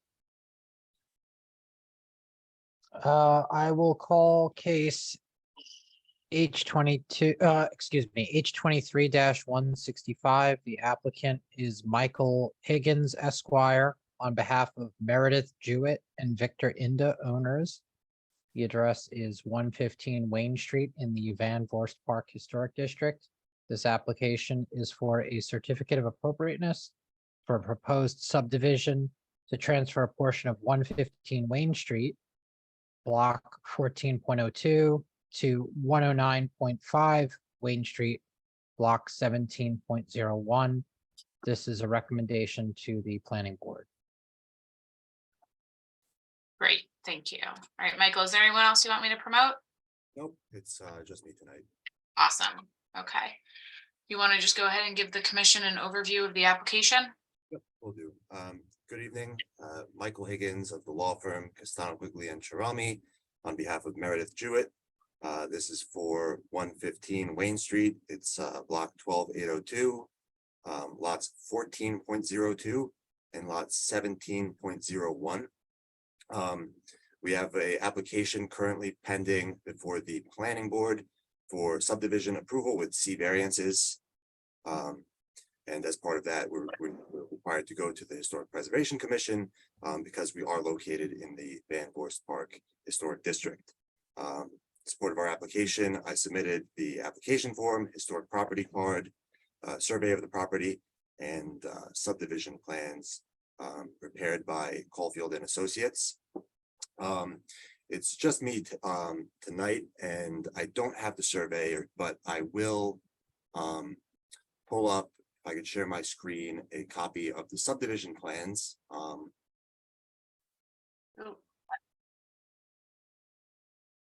Michael, you should be able to share your screen now. Yep. Okay. All right, I think that's fine. So it's not my intent to testify as a surveyor. Obviously, this is solely as an illustrative guide. So over here is just the 200-foot radius map. You can see lot 14.02 and lot 17.01. It's an oddly shaped lot. Both have access via Wayne Street. I'll just shift over briefly. This is the present and proposed lot allocations. So currently, you can see lot 14.02 extends 10 feet past there's actually an existing fence on the property separating it, and this portion here is solely used by 17.01 as a rear patio. But due to an error by the surveyor years ago, the lot lines sort of they don't overlap, but it extends past what is actually used by the lot. So we're really here to correct that clerical error, and really as a technicality, rather than any substantive change. And our whole purpose is to transfer this portion, which its dimensions are 10 feet deep by the lot width, which is 19.41 feet wide, from lot 14.02 to lot 17.01. And you can see over here the proposed lot allocation, where that portion has been transferred to the other lot. And I can just show the survey here, which depicts the actual property lines clearly, that the board could see as well. So here you can see 17.01 again. You can see here, this line right here is identifying where the wall is that actually divides the rear lot of 14.02 from 17.01. And the property line actually extends all the way back to this black line, which is significant encroachment, and we're proposing to correct that. And essentially just to bring the legal conditions closer into conformity with the existing conditions. There's absolutely no changes to the buildings, and there's effectively no change to existing conditions or the way in which these properties will be used. That, I think, sums up really everything that I need to say, but I'll reserve the right to address any questions or concerns that the commission may have. Great, thanks. Do any commissioners have any question for Michael?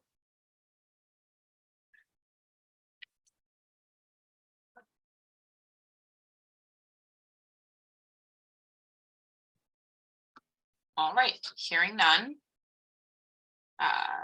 Michael, if there's no questions, does that conclude your testimony? Yes, that concludes my testimony. Great, thanks. We'll move on to public comment on this. If there are any members of the public in attendance who would like to speak regarding this application, please use the raise hand function at the bottom of the screen. Alternatively, if you're on the phone, you can press *9 to raise your hand.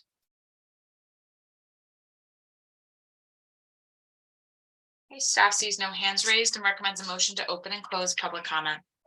Motion. Second. Tony and then Stephen, all in favor? Aye. Aye. All right, we'll move into staff comments on this one. This is pretty straightforward. It's like Michael said, it's really correcting a clerical error here. We'll move down to staff recommendations and comments. Staff reviewed the subdivision plan as well as the survey for the property and really found that there's not going to be an adverse impact on 109 Wayne Street, 115 Wayne Street, or the Van Voorst Park Historic District as a whole. 109 Wayne Street is a flag lot, but like Michael said,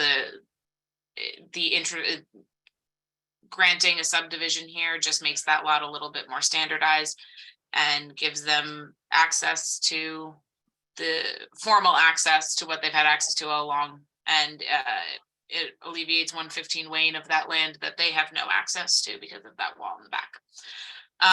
That being said, staff recommends approval of certificate of appropriateness and a recommendation for approval to the zoning, is this the planning board or zoning board? I wrote zoning board in here. It's the planning board. Yep, okay, thought that was wrong. All right, I mean planning board there. So we recommend a recommendation for approval to the planning board with the following conditions. Because this is a subdivision and there was no work proposed, our standard conditions looks a little bit different. First one being that there is a condition that there is to be no work to either building or lot or site affected here. And that if for some reason something changes along the way where there is additional scope that does require work, you're going to need to submit a new application. And that any changes or deviations from the subdivision plans need to be submitted to staff for review and approval. And that if there's any emergencies, also needs to be submitted to staff for review and approval. All right, does the commission have any questions?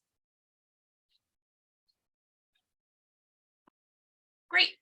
There's no questions from commissioners. Again, we recommend a motion to approve with conditions and a motion and recommend to the planning board. I'll make a motion to approve with conditions as laid out by staff. Second, Okay, do a roll call vote. Commissioner Cronin, aye. Commissioner Gunther, Aye. Commissioner Blazak, Aye. Commissioner Samkamp, Aye. Commissioner Amatuza, Aye. Commissioner Lewis is absent, Commissioner Sakong is absent, Vice Chair Gucciardo, Aye. and Commissioner Gordon. Aye. All right. All right, there are 8 votes in favor, none against, no abstentions. The COA and recommendation to the planning board is granted. Thank you very much. And you're gonna stick around for the next one, right? That's me too. All right. Robert, do you want to go ahead and call the next case? Case H 23-182. Again, our applicant is Michael Higgins Esquire, this time on behalf of 68 Realty LLC. The address is 68 Wayne Street in the Van Voorst Park Historic District. And this is an application for a certificate of appropriateness for the removal of a fence to access parking lot at 68 Wayne Street. This is a recommendation to the zoning board. Okay, thank you very much. Michael Higgins of Castano Quigley and Trami, again, on behalf of 68 Realty LLC. This is, once again, 68 Wayne Street. That is block 12901 and lots 28 and 29. For this, we have a pending appeal to the zoning board with variance relief in the alternative. And as the property is located in the Van Voorst Park Historic District, HPC approval is required. Do you have any professionals you'd like me to promote? No, it'll just be me again. Okay, So I'd note at the outset that these lots are pre-existing non-conforming in legal pre-existing non-conforming in use as parking. So we're really limited to discussion of the curb cut at 68 Wayne Street and whether that variance is appropriate. So together with lot 1, these lots were previously under common ownership and were used as parking since before my client actually purchased lots 28 and 29 when it was purchased on December 31st of 2020. And these lots, together with all of the parking, had access via its frontage on Columbus. As those lots are now under separate ownership, we require access through the curb cut on Wayne Street in order to use the parking. So that is really that's the only variance that we're requesting from the zoning board. We're permitted to use the lots as parking, but we just need to have access via that curb cut in order to actually use those lots in the way they have been used. So I don't have an expert tonight, but it may help if I briefly pull up as an illustrative guide just to show. Let's see.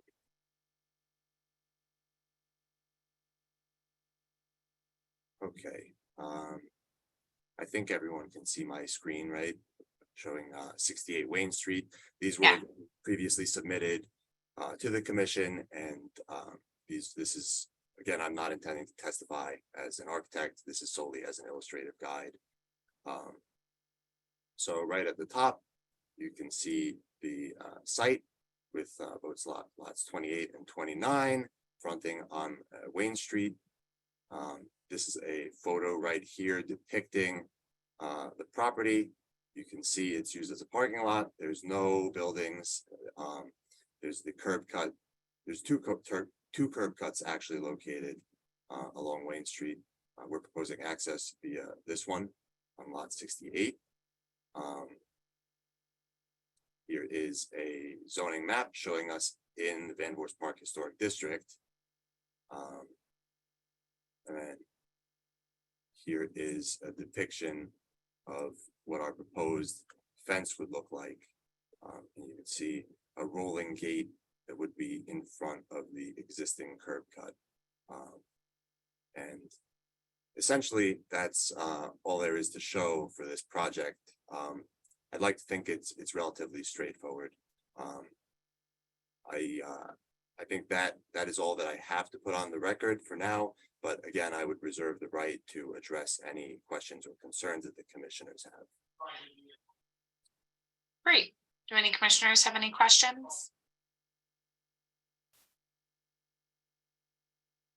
I have a question about the curb cuts. There, you said that there are 2 curb cuts. Is it that the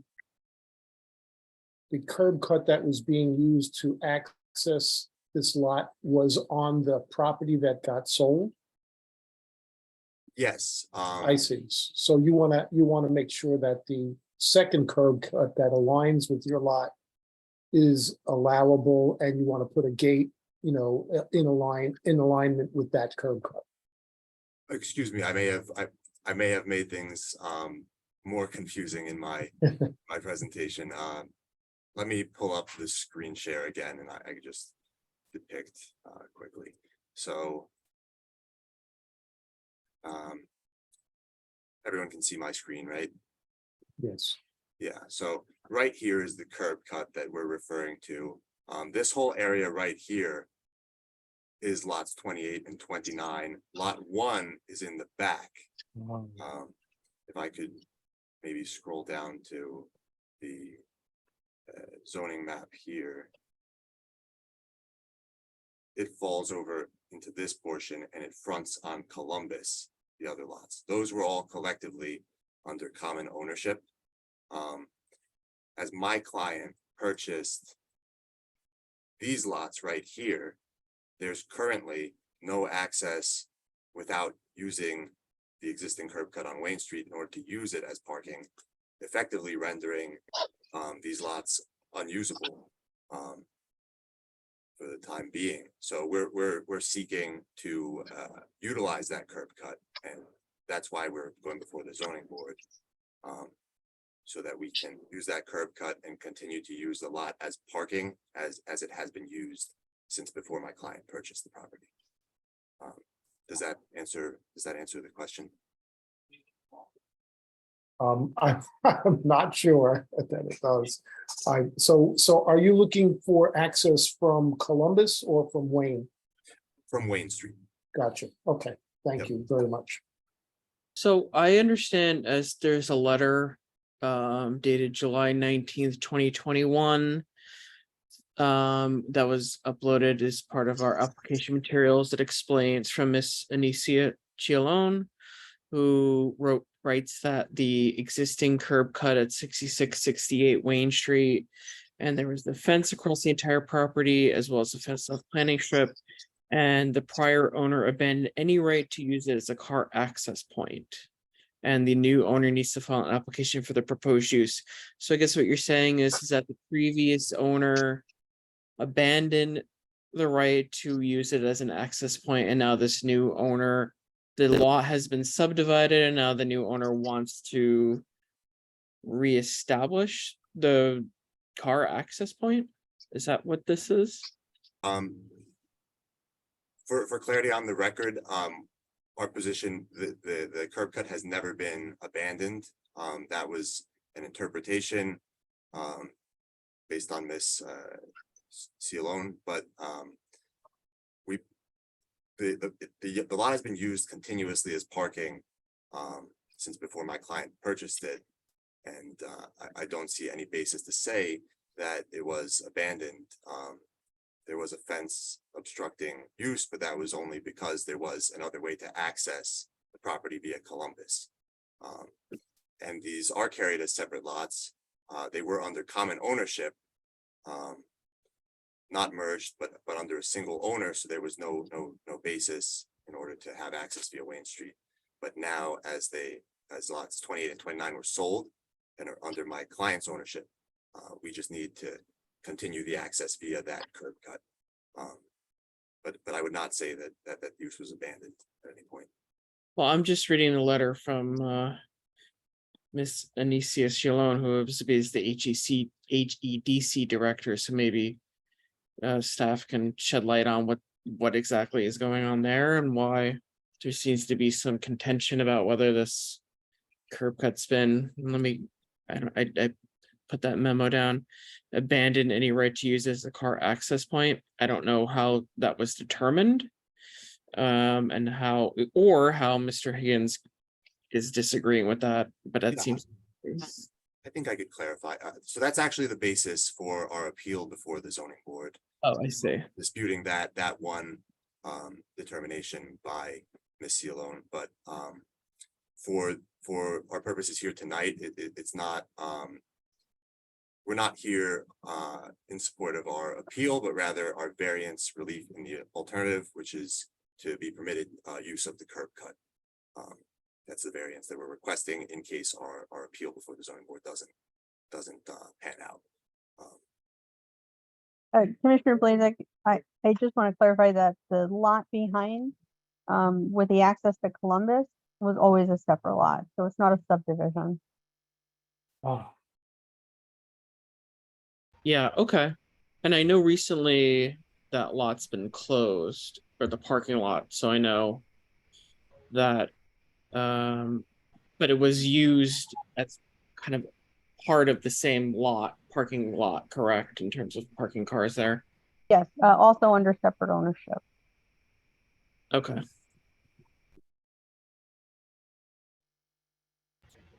And can you clarify, maybe Tanya or Maggie, can you clarify maybe why in this letter it says the prior owner abandoned any right to use it as a car access point? What that is determined off of? I mean, I can, but that's definitely the subject matter for the appeal. Right. So I can, if you want me to. But I maybe need some direction from your attorney. Well, I would ask another question before you get into the details of that is, what is our purview here? What are we being asked? Are we being asked if it's historically appropriate to allow for a rolling gate to be installed at the location? And to honor what are we being asked to do here as historic preservation commissioners? Right. Michael, you can answer, that's fine. Okay, yeah, so basically, as it's in a historic district, we're here for a recommendation to the zoning board and, if appropriate, a certificate of no effect for the installation of the rolling gate in front of the existing curb cut, for which we're seeking a variance for the zoning board.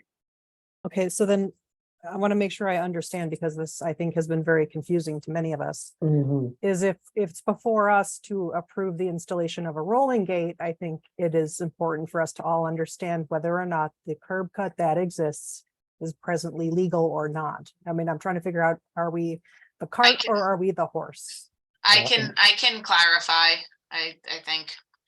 All right, so there are essentially two, and Michael, feel free to jump in if I'm getting this incorrect, but this is my understanding of it from the HPC's perspective. There are essentially two applications in one here. There is the appeal of the determination that the curb cut has been abandoned. And then there is, if that appeal says, no, the curb cut has been, if the appeal goes through and they say, okay, the curb cut has in fact been abandoned, the applicant is then requesting a C variance for use of the curb cut, essentially unabandoning it and reopening it. Because the HPC legally does not consider appeals, we are only considering the variance application, the C variance for use of the curb cut. I see. While I think it is important to understand, we included the zoning determination letter that the curb cut has been abandoned so the HPC can understand kind of some of the backstory as to why this is here. That determination of how it was abandoned, why it is considered abandoned, and the applicant's appeal of the abandonment really is not part of our purview at all, and it is not something that we are providing guidance to the zoning board on. We are only providing guidance to the zoning board as to if the granting of a C variance for a curb cut is appropriate. And Maggie, we're also looking at the removal of the chain link fence and the installation of the new fence, So right? Michael, correct me if I'm wrong, the fence is existing on the site, right? Right, yes. Right, so there is, the removal of the chain link fence and the installation of this gate has happened already. To my knowledge, without HPC approval, Oh, okay. right? So that's what's currently there, right? Mhm. Our main focus tonight is gonna be that variance, but of course, if there are comments on the fence and on that rolling gate, certainly appropriate to give them here. Well, But at this- I don't think this would be the first time that an applicant had, done something and then sought forgiveness after the fact, and we're not obligated to grant it, correct? That is correct. Okay, I think for, all purposes, you just kind of have to imagine that there isn't anything there. It's very common. There is a violation on this property as well, along with the interpretation. So, you have to look at it as if there's nothing there and make the decision based on whether it is historically accurate or not, the fence that they're proposing. Because there were no, at least, permits that were taken out or approvals given from the HPC to install the fence. Well, so I'm guessing that chain link fence didn't have any historic qualities that we should be concerned about. So it's really a question of whether the rolling gate is appropriate. Maggie? that is one of the questions that the applicant is seeking from the commission, in addition to that C variance. And then therefore we should also be looking at the curb cut as if it's not existing then, correct? Okay. Yes. We put conditions on the approval of the curb cut. For instance, I don't think this is going to exist as a parking lot that long as much as it has, but it's incredibly valuable property. Like it'd have to be abandoned at a certain point. Is that a question for the applicant? It's more for you. We're not technically in staff comments yet, so I just want to make sure that we ask as Okay. many questions of the applicant and trust me, I'm not going anywhere. Tanya's not going anywhere. We're here for staff comments, just at the appropriate time. Mhm. Yeah, I think we would definitely consider any conditions to the to an approval if the commission deems it appropriate tonight. I see we have a couple of attendees with their hands up. I don't know if these are just members of the public. I would imagine they're waiting for public comment, but of course, we will get to that once the commission has asked any questions that they have of the applicant. I guess my concern. Let's see. I'm sorry, go ahead. My concern was that if this curb cut was, if we were to say, okay, because clearly it's, it's already, laid out as a parking lot. If we were to permit this curb cut to exist again, then if there's a way that we could say, okay, we just don't want that on a building of that size. We don't want that curb cut to be reasoning to put a garage in a building there on Wayne Street. So to say that they would abandon it when there was construction, when the building was constructed, because there's going to be a building there within probably 10 years. That I don't necessarily know how appropriate that is for this application. Something like that would likely have to be a deed restriction rather than a condition on an application for something else. Yeah. I suppose I could Okay. add too that something like that would certainly require HPC approval again in future. Exactly. So it could be addressed then, if not at this time.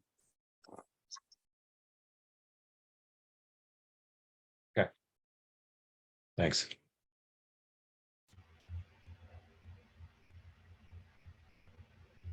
Does anyone have any additional questions for Michael?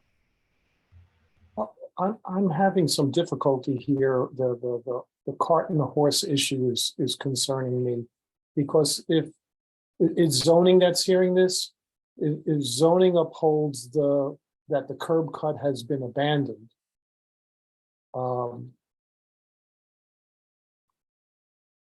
Then the applicant is going to file a C variance for the curb cut and the fence opening, correct? Essentially, I almost would want to hear that ruling before I'm asked to make So- a decision. So it's one application, I right? see, The zoning okay, board, so think of it in your head as the zoning board will rule on that appeal. yep, And then if they say that the curb cut has in fact been abandoned, they will then look at our recommendation as to the granting of a variance for use of a curb cut here. understood. Yes, it's cool.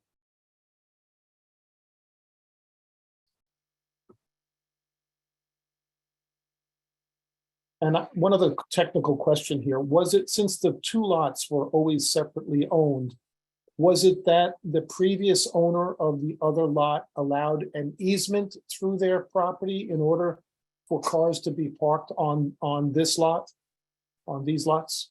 And that's no longer available to this owner? That's for the attorney. I don't believe there was ever an easement.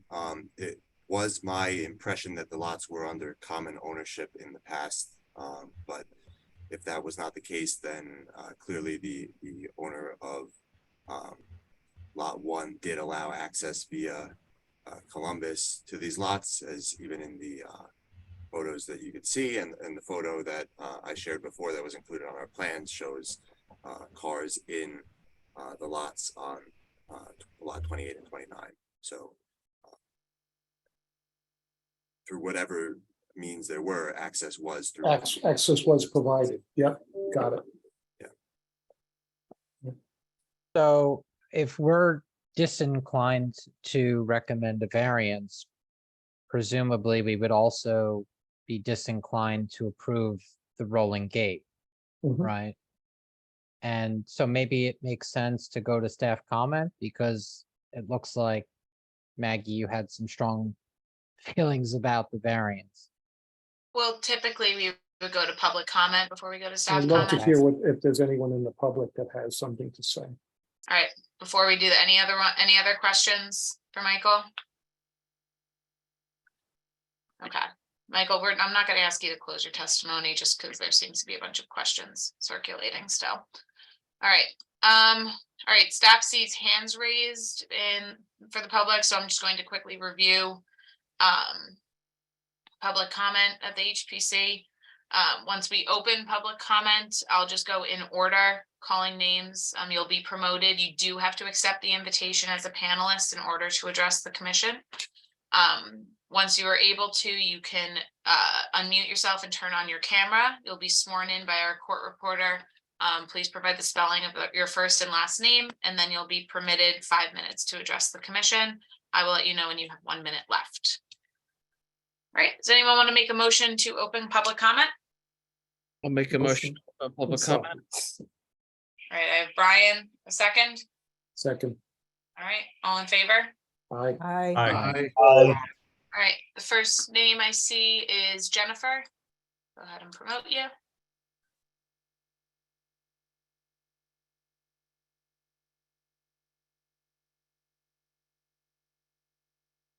All right, Jennifer, you should, yep, perfect. Swear you in. Thank you so much for letting me have a. Jennifer, we have to swear you in first. Oh, sorry. Please raise your right hand. Do you swear or affirm the testimony you're about to give us the truth, the whole truth, and nothing but the truth? I do. Would you please spell your first and last name? Sure. First name is Jennifer, Jennifer. Last name is Newman, Neumann. All Thank right, your you. 5 minutes starts now. So thanks again for letting me have a minute. First of all, I just wanted to mention, I live right across the street from the parking lot or property that we're talking about. And currently there is no rolling gate there. There's a chain link fence. When we bought our home in 2014, the curb cuts weren't really even there. And there was a lot of plantings and trees. And only recently, I guess, once the property was sold, that was cleared out. The trees were pulled and all of the plantings were taken out. I'm not really sure exactly what happens between historic, in terms of zoning, like you were just discussing, but it's never been used, at least since I've been here, and I've been told previously, as a curb cut on Wayne Street. So I don't have any issue in terms of what was being done previously, utilizing Columbus. But certainly on Wayne Street, having the curb cut, it's a really busy road. And because of them closing down pedestrian plaza and now Barrow Street going into pedestrian plaza, Wayne Street suffers a lot of backup onto Grove Street. Parking is obviously, utilized on our streets as well. So I just wanted to make my statement known that I don't think it's a great idea to have people exiting onto Wayne Street or trying to pull onto Wayne Street, since it is just the one way and Grove Street gets really backed up. Other than that, that's pretty much my only comment. It wasn't utilized that way, at least as long as I've been here and as I've been told for years before. Great. Thank you, Jennifer. Thank you. All right. Next, I see Rob Madar. I'll go ahead and promote you.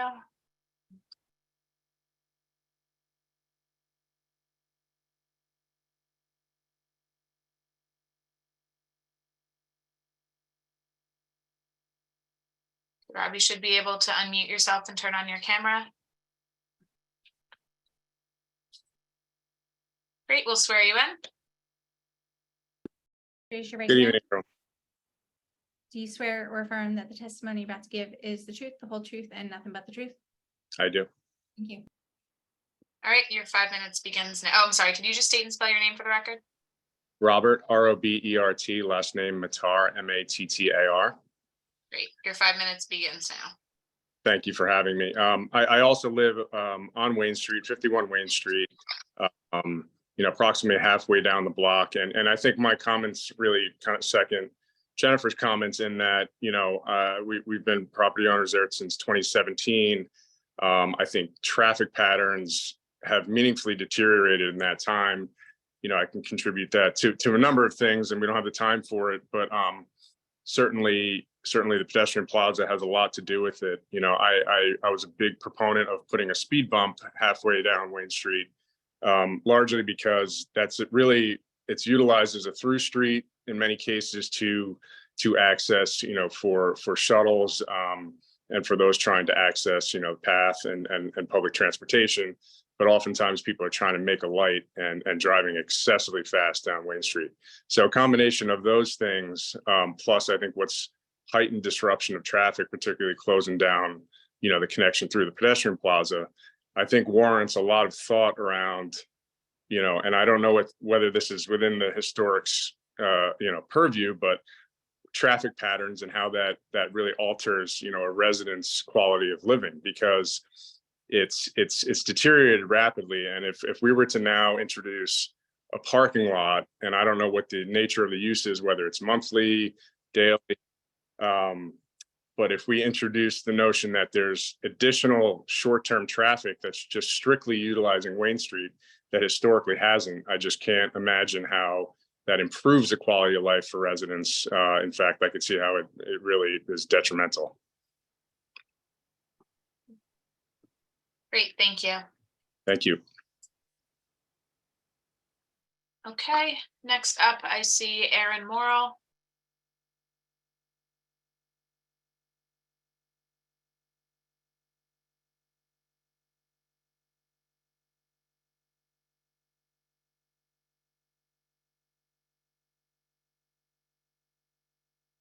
Aaron, are you able to turn on your camera?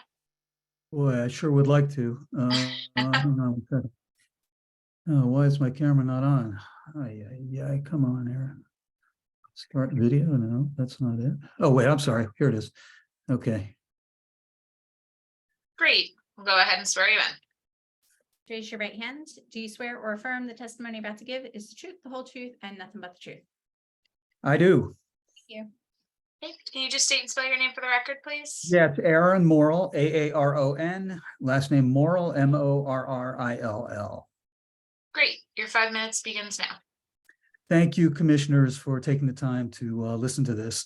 I think the issue of granting the curb cut or the sliding door, the sliding gate really is not the issue. The issue is whether a parking lot is a permitted use on this piece of property. And I would submit to you that it is not.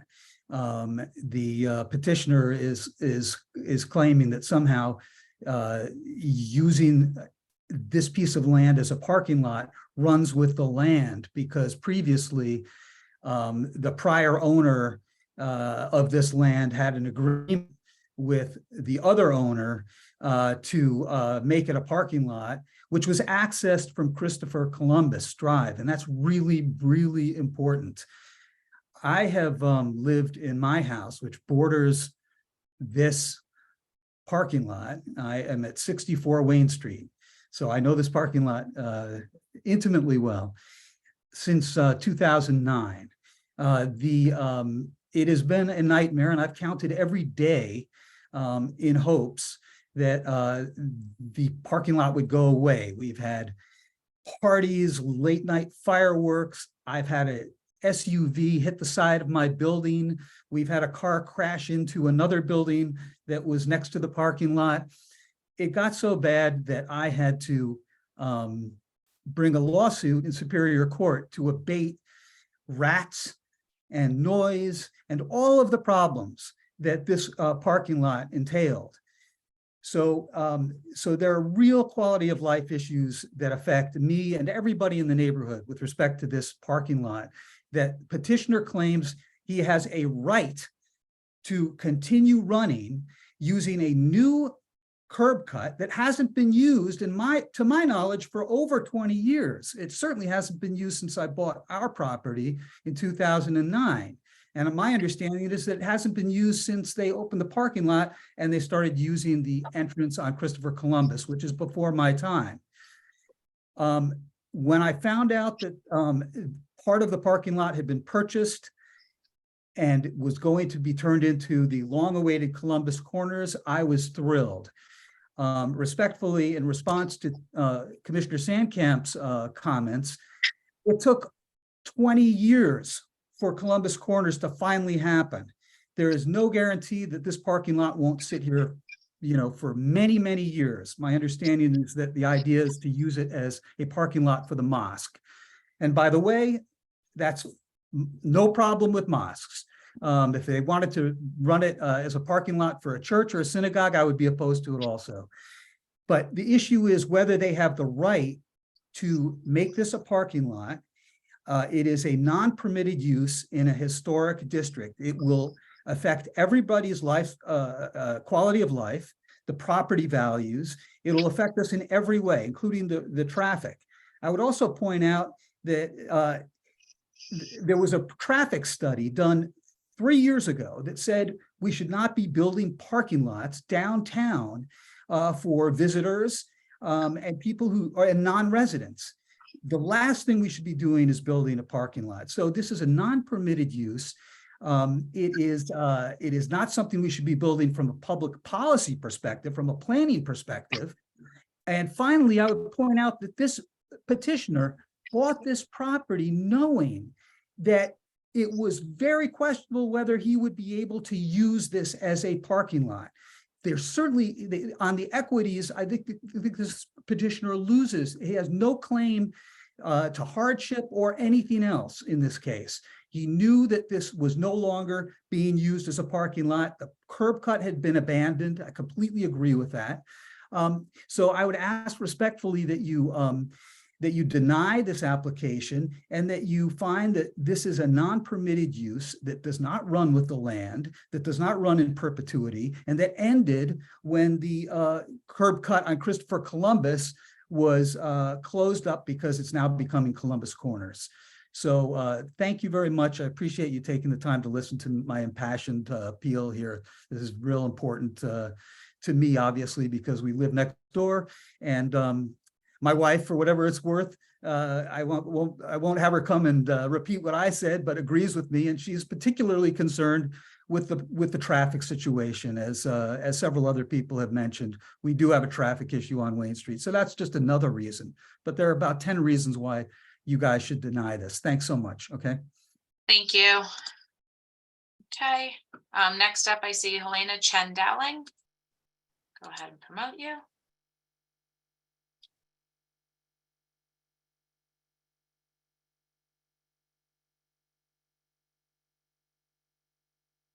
Start video. Oh, hi. Great, we'll go ahead and swear you in. Okay. Please raise your right hand. Do you swear or affirm the testimony you're about to give is the truth, the whole truth, and nothing but the truth? I do. Thank you. Can you just state and spell your name for the record, please? Sure. Helena, Helena, last name Chen, Dowling, Chen space Dowling.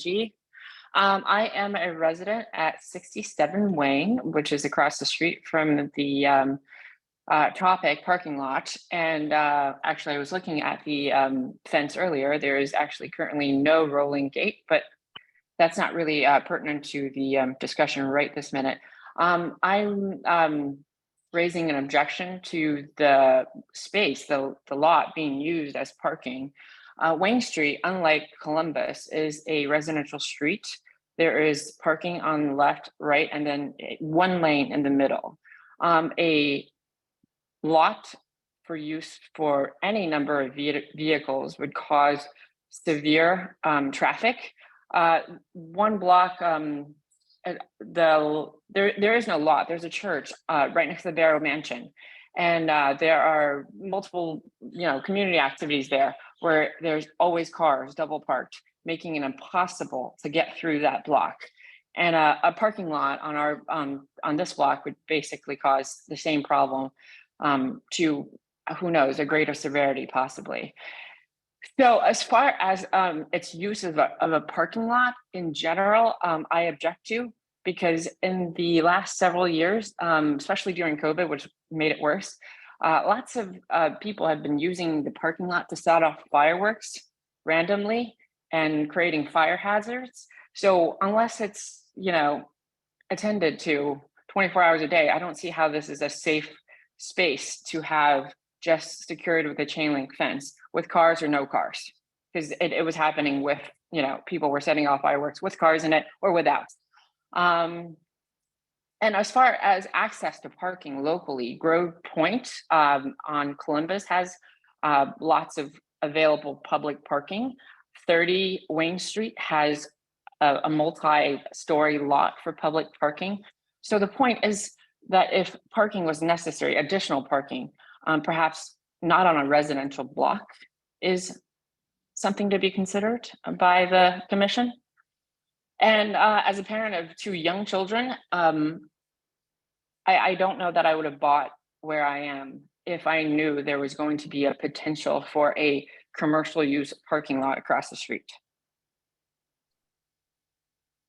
And I think that's it, as far as I'm concerned.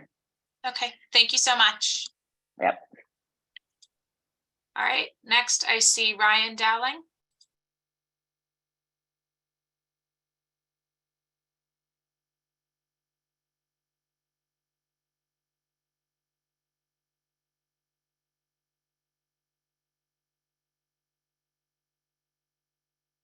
All right, Ryan, we'll go ahead and swear you in. Please raise your right hand. Do you swear or affirm the testimony you're about to give is the truth, the whole truth, and nothing but the truth? I do. Thank you. Okay. Please state and spell your name for the record. Sure. Ryan, Ryan, last name Dowling, Dowling. Great, your 5 minutes begins now. Thank you, Commission, for your time. And I do want to commend you for your input on the Columbus Corner project. I'm excited about the input you had on that. I think it's going to be great for the neighborhood. So I'll be quick because I know my wife just chimed in. So I also live across the street. The curb cuts were resurfaced 2 years ago, so in 2021. So if you look at the sidewalk, it's all been redone. I don't, certainly in our 9 years here, is never used as a public access curb cut. So that was kind of redone after 2 years. But I echo all the other comments. We're a quiet residential block and plenty of other commercial parking available in the area. And that's all I have to say. Thank you. Thank you. All right, next I see Tom Ogazarek.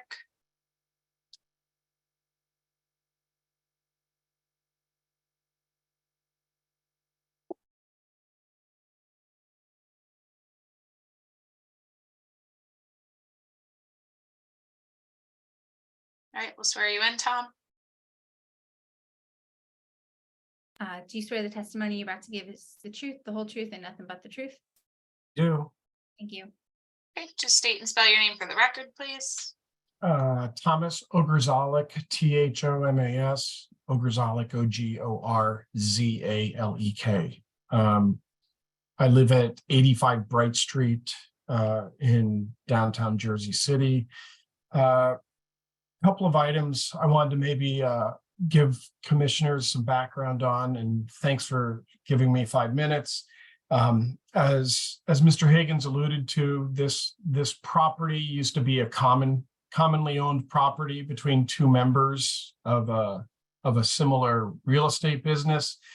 As Mr. Morrell also alluded to, all access for parking was off of Columbus Drive, and there was no impact on parking, which was actually a conditional use to my recollection, because it was part of a redevelopment plan for the development of the current project that is actually being done on the corner. And they were allowed to use parking on that lot, but they could not develop the project on the corner until they actually rehabilitated the historic building on the corner of Barrow and Wayne, which the previous owners did.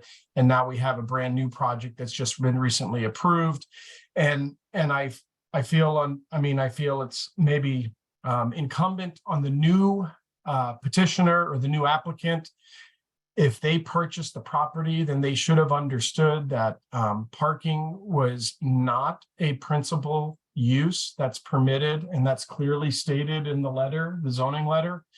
So I would ask the commission to kind of look at this in a couple of different ways. You've already heard from the property owners that are immediately impacted on the block, but I would argue that this would have an adverse effect on the entire historic district because of the use. Specifically in the neighborhood, it would have a detrimental effect to the adjacent properties because we're not trying to promote parking, surface parking as a principal use. And we would be promoting that parking within a 5-minute walk of a multimodal transit hub. We're at Grove Plaza right there. We've got multiple buses right there. And then as was stated by one of the earlier people, we've got multiple parking garages in the area. So I would ask the commission to kind of really think about the use, but at the same time, I would encourage Mr. Higgins, applicant, to actually exhaust all his resources or their resources to develop the lot in a way that is appropriate for the zone and make a contribution to the historic district. They haven't made any effort to do that yet.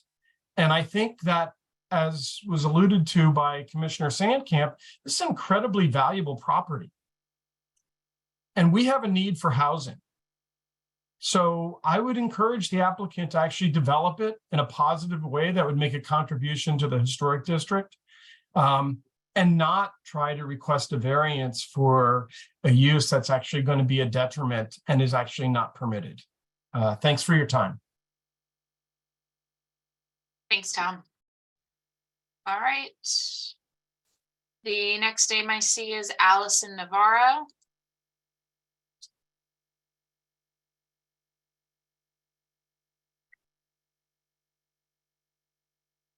All right, let's swear you in, Allison. Raise your right hand. Do you swear or affirm the testimony you're about to give is truth, the whole truth, and nothing but the truth? I do. Can you state and spell your name for the record, please? Sure. Allison, ALYSON, Brown, BROWN, Navarro, NAVARRO. Great, your 5 minutes begins now. Thanks for the time. So I am a resident at 58 Wayne Street. I have lived there. Sorry, 1 second. I want to make sure I'm tracking my time. I live at 58 Wayne Street and I moved in 2004. So I have lived there for 19 years. There are only 4 properties between me and the parking lots that are in discussion. During the 19 years that I've lived there, no car has ever crossed that pavement into a parking lot. It has never been used in that way in that entire time. when I moved in, the Rosina, what's currently the Rosina, was a parking lot with razor wire at the top. And Columbus Corners was a massive rundown mess. And we were very concerned in buying the property 19 years ago about what was going to go at Columbus Corners. So I pulled the plans from historic. And someone mentioned that these lots were always held separately, but I believe that if you checked the threads underlying the companies that held them, you would find owners in common. The plan was collective. The Del Forno family was the common thread. And the original plans called for an entrance on Wayne Street, which we were always prepared to fight. I was greatly relieved to find out that they had been cut off from the Columbus Corners plan that has recently gone forward. And this group of neighbors has previously fought off an 18-story development there and have supported an 8-story development as of December 2022, which is a story higher than the original plan, because we so much want the improvement that Columbus Corners moving forward represents. So you had a landowner who held that for 19 years and did nothing and kept it as a parking lot. And one of the things I wanted to bring up was historical appropriateness, which I believe is the major concern of this committee. I have redone the facade of my house as well as the windows. And during that time, there is a photo from 1930 that you're held to account for. I believe this commission is probably quite familiar. I'd be very curious to know what 1930 shows in those two spots in terms of historical appropriateness. Tom also made the point about damage to historical buildings, and you heard Aaron speak very passionately about the damage that he's seen to his building. This commission should also be concerned about the damage that could happen to the adjacent historical buildings. And during the pandemic and over the years that I've lived here, we have endured fireworks shot off from the lot over our house to the point that I was concerned about fire in my historic home. I've got video clips of fireworks being shot off at close proximity from that parking lot across Wayne Street, across the facing properties that Jennifer Newman and the Dowlings own. In addition to that, there's been graffiti on the adjacent historical properties, and that potential for damage should be something that's weighed in considering whether a parking lot is an appropriate use of these two lots. This group of neighbors would like to see homes put there. And so I went and looked at the curb cut. There's a bluestone curb there. It's 4 inches high, and the current bluestone still exists where that curb cut sits. It's currently 2 inches high. It's still quite high, and it's been masked over, and the entire area has currently been redone to make it look more like it may have been used in the past as an approach to parking. But that was never the case, and I would like to see you deny this approval. Thanks for your time. Thank you. Okay, are there any other members of the public who wish to be heard on this application? Please use the raise hand function. All right. Staff sees no additional hands raised and recommends a motion to close public comment. Motion to close public comment. Welcome. All in favor? Aye. Aye. Okay, let's go to staff comments on this. All right. Oh, no, that is the wrong staff report. Sorry about that. Just a sec, guys. Sorry.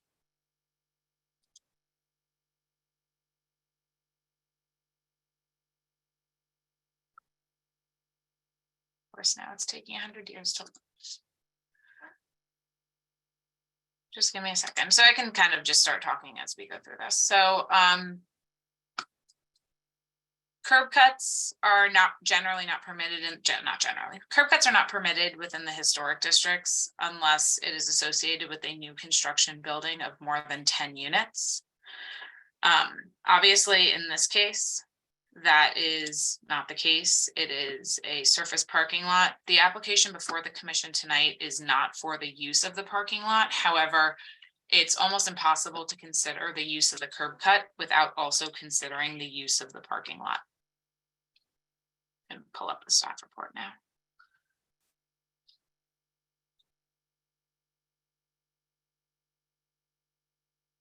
Okay.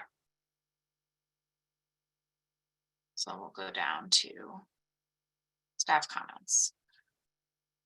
So when staff was considering the application for the variance for the curb cut, we reviewed our historic design standards, Secretary of the Interior standards, and found that the application seeking variance relief for the curb cut is inconsistent with both the historic design standards and the Secretary of the Interior standards.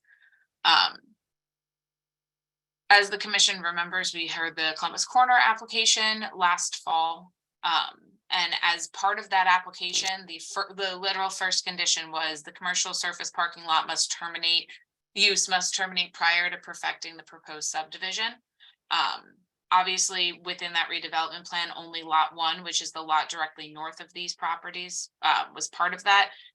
The use of these 2 lots for parking did not terminate as a result of that application. However, because their primary entrance was off of Columbus Drive, their entrance terminated with the use of that lot, which is why they're here before us, because now they don't have an entrance to use for this parking lot.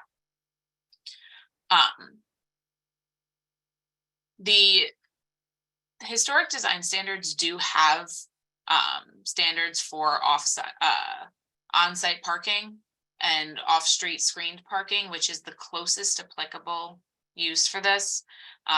However, of course, staff notes that these are supposed to be used in context of a new construction building. But this parking lot doesn't even meet those standards, right? The closest applicable use, this parking lot does not come close to it. Those standards include more than 50% of this being below grade, more than 50% of it being landscaped. It does not include fencing standards. This parking lot doesn't meet the closest applicable use standard.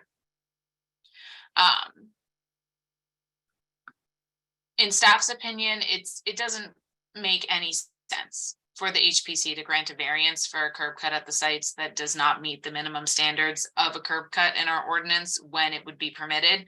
In this case, it would not be permitted, but again, we're not even coming close to the standards in which we would permit it.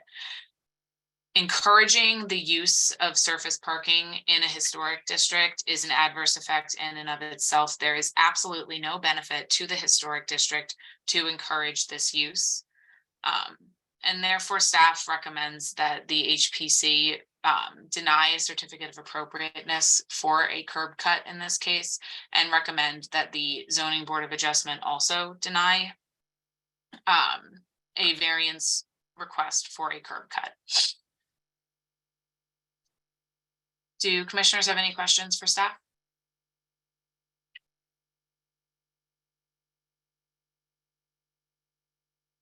I mean, it seems straightforward to me.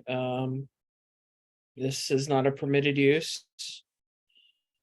I can't remember us ever, excuse me, I can't remember us ever permitting parking or any curb cuts without any associated development. So, you know, I'm fully on board with denying this.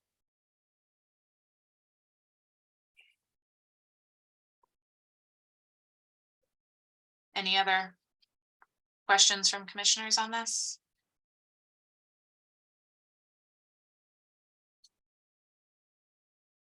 Okay, so I'm going to pull up the staff report again, because in order to make a motion for a denial, we need to cite sections of our ordinance. In this specific case, most of our citations are actually going to be related to the site planning. So we're specifically recommending that the commission cite 345-71A1, which is every reasonable effort should be made to provide a compatible use for a property that requires minimal alterations of the site and its environment. 345-71H2A, which is for site and setting. 345-71H2E, which is the relationship of vacant land to buildings and structures. Usually, when we cite this one, we are citing it in terms of someone maxing out their building envelope or exceeding the permitted building envelope. In this case, it's actually the reverse of that, that there is, per our ordinance, really no reason why this land should be vacant, and there's really no reason why this land should not be developed. So the inappropriate land use here is actually that there is nothing on it other than a parking lot. And we also recommend citing 345-71H2E, which is for site planning. Does the commission have any questions on any of those? Yeah, so Maggie, do we have to say anything then about this rolling gate, which is apparently already there, but not appropriate? So I'll be honest, my understanding was that the rolling gate was there, but the testimony from the neighbors says that there's a chain link fence there. Regardless, what is currently on the site has not been permitted by staff. So in this particular case, I don't necessarily think that we need to comment on what is currently there because it is not approved by staff. So if there's an unapproved fence there, does that result in violation being assessed? What is the consequence of that? Tanya, correct me if I'm incorrect, there's already a violation related to the fence. That's correct. Yeah. Perfect, thanks. Yeah, there is a pending matter in municipal court related to this property. Yeah. All right, does any commissioners have any questions, want to make a motion? I would like to take a moment to briefly respond to some of the Of course. things that were raised, if that's appropriate. Yep, that's fine. Thank you. So first, I guess at the outset, especially with the community members' concerns, I very much understand and appreciate parking and traffic related concerns in downtown New Jersey City. I just would like to maybe hone the focus a little bit if I can. I do think that traffic and parking is better addressed at the zoning board hearing rather than historic preservation. And I think the main issue just that I would like to note,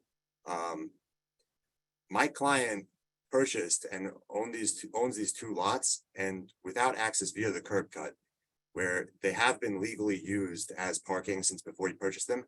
There's no use for them at the current moment.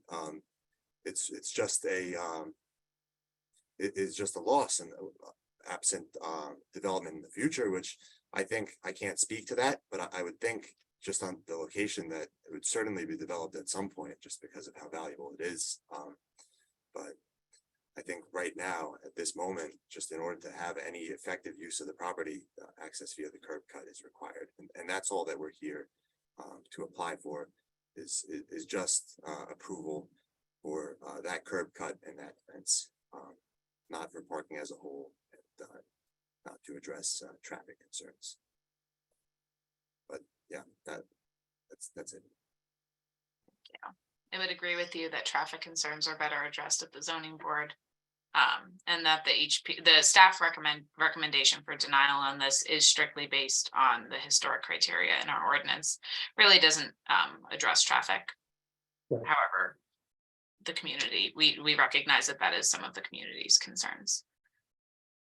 And I could briefly note too, the historic standards for parking do appear to relate to parking for a building, which obviously there's nothing of the sort on this lot. So I think that sort of a deviation from that may be warranted just because of the fact that these are legal pre-existing lots used as parking. Yeah, that concludes my comments. Great, thank you. All right, do any commissioners have any questions, comments, or a motion? Maggie, I think in your staff comments, two of the ordinances had the same number, the last and the second to last. Was that intentional? They both had a E. No, that was not intentional. Okay. Just for the record, to be clear. Yeah, I appreciate that. Give me 2 seconds and I will pull up the correct citation for the one that I clearly did not pay attention while I was copying and pasting.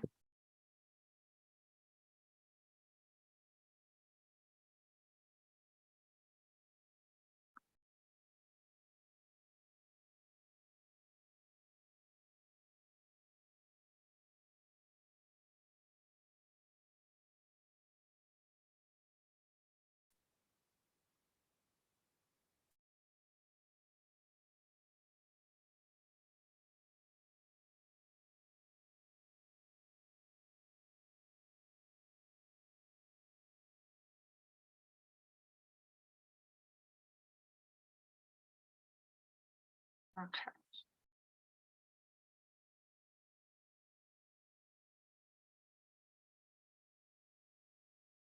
So I'll go ahead and share. Oh, nope, hold on. Site planning is K1, right? Yeah, I was about to say, yes, it's K1. Thank you, Jonathan, for getting that up faster than me. All right, so what is list, the second one, the last one there should be K1. Thank you.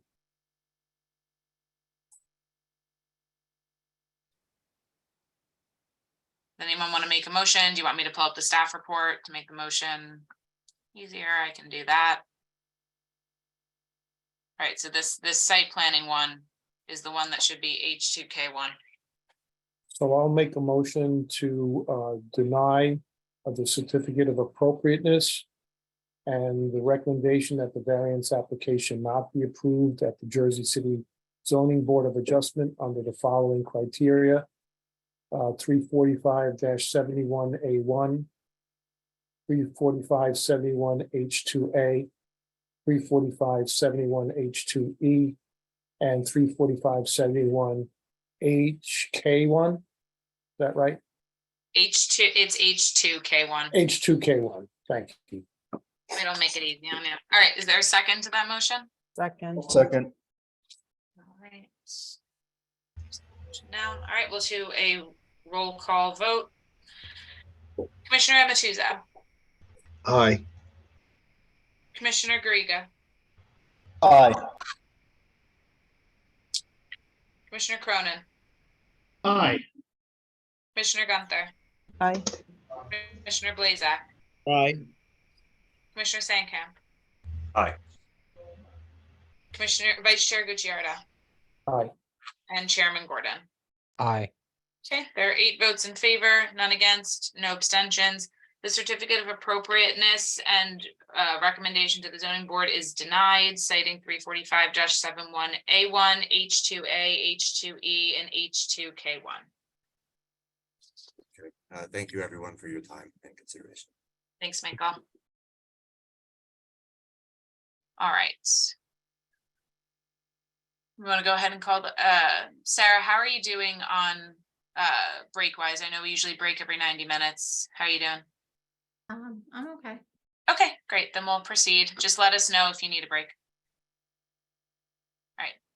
All right, last but not least, I'll call case H22-535. The applicant is Jennifer Porter Esquire. On behalf of the applicant, 15th and Grove JC LLC. The address is 619 Grove Street. This is Jersey Ave Light Rail Redevelopment Plan, St. Lucy's Overlay Bonus. This application is for amendment to the previously approved partial demolition of the national, state, and local register eligible Romanesque Revival Church, Romanesque Revival Rectory, an Italianate school building constructed between 1894 and 1904, and the selective restoration of the remaining facades and the integration of the remaining facades into the construction of a new 23-story residential tower. This is a recommendation to the planning board. Great. Jennifer, I'm having some trouble promoting you to a panelist. It looks like you're not accepting it. Yeah, it looks like you're declining it on your end. You do have to accept it.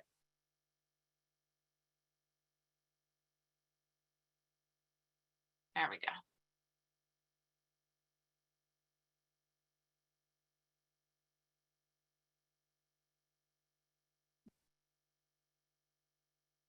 Okay, Jennifer, I also promoted Jose. Is there anyone else you would like me to promote?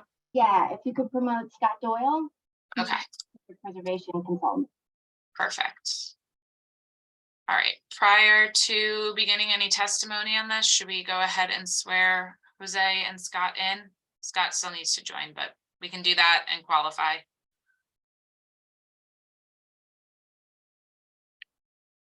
Should I wait for both of them to get on or just do? Yeah, let's go ahead and wait for Scott to fully join. All right. Oh,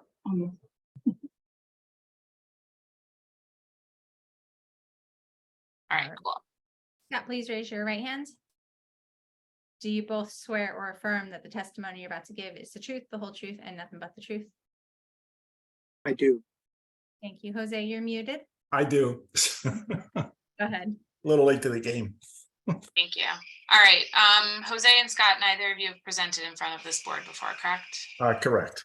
All right, let's just do some let's do some quick qualifications first. Jose, let's start with you, just briefly, with your professional expertise for the board. Absolutely. I graduated from NJIT in 1980. I've been registered since 1986. I've had 3 firms currently. I'm a principal at Michael Graves Architecture and Design.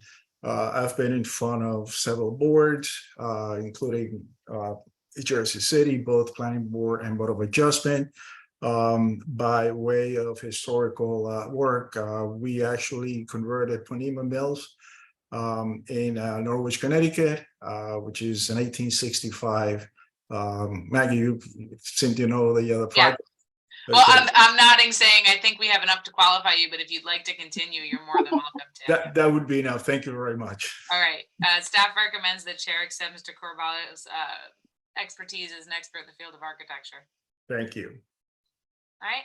Scott, would you like to go ahead and brief overview of your qualifications? Sure. Hi, I'm a historic preservation professional. I work as a senior project manager for Heritage Consulting Group. I started with them in March of 2023. Prior to that, I have a Bachelor's of Arts in American Studies from Hobart College, a certificate in historic preservation from Bucks County Community College, and a master's degree, a master's in science in historic preservation from the University of Pennsylvania. Following that, I worked for 23 years until 2020, at the end of 2022, for the Pennsylvania State Historic Preservation Office, which is under the Pennsylvania Historical Museum Commission. Great. Staff recommends that Mr. Doyle's qualifications be accepted as an expert in the field of historic preservation. All right. Jennifer, if you would like to kick us off. Sure. So good evening, commission members. Jennifer Porter on behalf of CSG Law, and I am here in connection with the applicant 15th and Grove JC LLC. As you heard in the introduction, we're here because we have applied for amended site plan approval from the planning board in connection with certain changes that are proposed to the tower element of our project for the property, which is located at 619 Grove Street. And that's also classified as block 7102 lot 7. And as you heard before, the property is located within the Jersey Avenue light rail redevelopment area. So just by way of brief background, the applicant received preliminary and final major site plan approval from the planning board back in 2020 in connection with plans by the applicant to acquire the St. Lucy's property and surrounding property from the Roman Catholic Archdiocese in Newark, and then to construct a 23-story mixed-use building that had ground floor commercial space, an enclosed parking garage, and 444 residential units on block 7102 lot 7, which we call the St. Lucy's parcel, that was in accordance with the St. Lucy's overlay bonus provisions under that light rail redevelopment plan. That application also involved the relocation of the existing homeless shelter on the St. Lucy's parcel, which was relocated to a new 5-story building across Grove Street, and that was on block 7103 lots 12 through 17, which were originally part of the application and known as the public benefit parcel. Since that point in time in 2020, the homeless shelter has actually been constructed and just recently obtained a TCO. So that piece to this is no longer part of this application, as there are no changes in connection with those properties. So it's really limited specifically to the St. Lucy's parcel at 619 Grove. So the prior application was referred to this commission under both the provisions of the Jersey Avenue Light Rail Redevelopment Plan and the MOUL for an advisory recommendation because there was unique language in the redevelopment plan that provided that the St. Lucy's parcel must retain and incorporate provisions of the character defining exterior features of the facades, such as but not limited to the bell tower, pinnacles, and other significant historic fabric of the St. Lucy's Roman Catholic Church complex into any new building constructed on the site. So that came directly from the redevelopment plan. And as those of you who were here in 2020 may recall, the proposed development ultimately included preservation of portions of the front facades of all three existing St. Lucy's buildings. So that included the church, the rectory, and the former school / current shelter on the St. Lucy's parcel.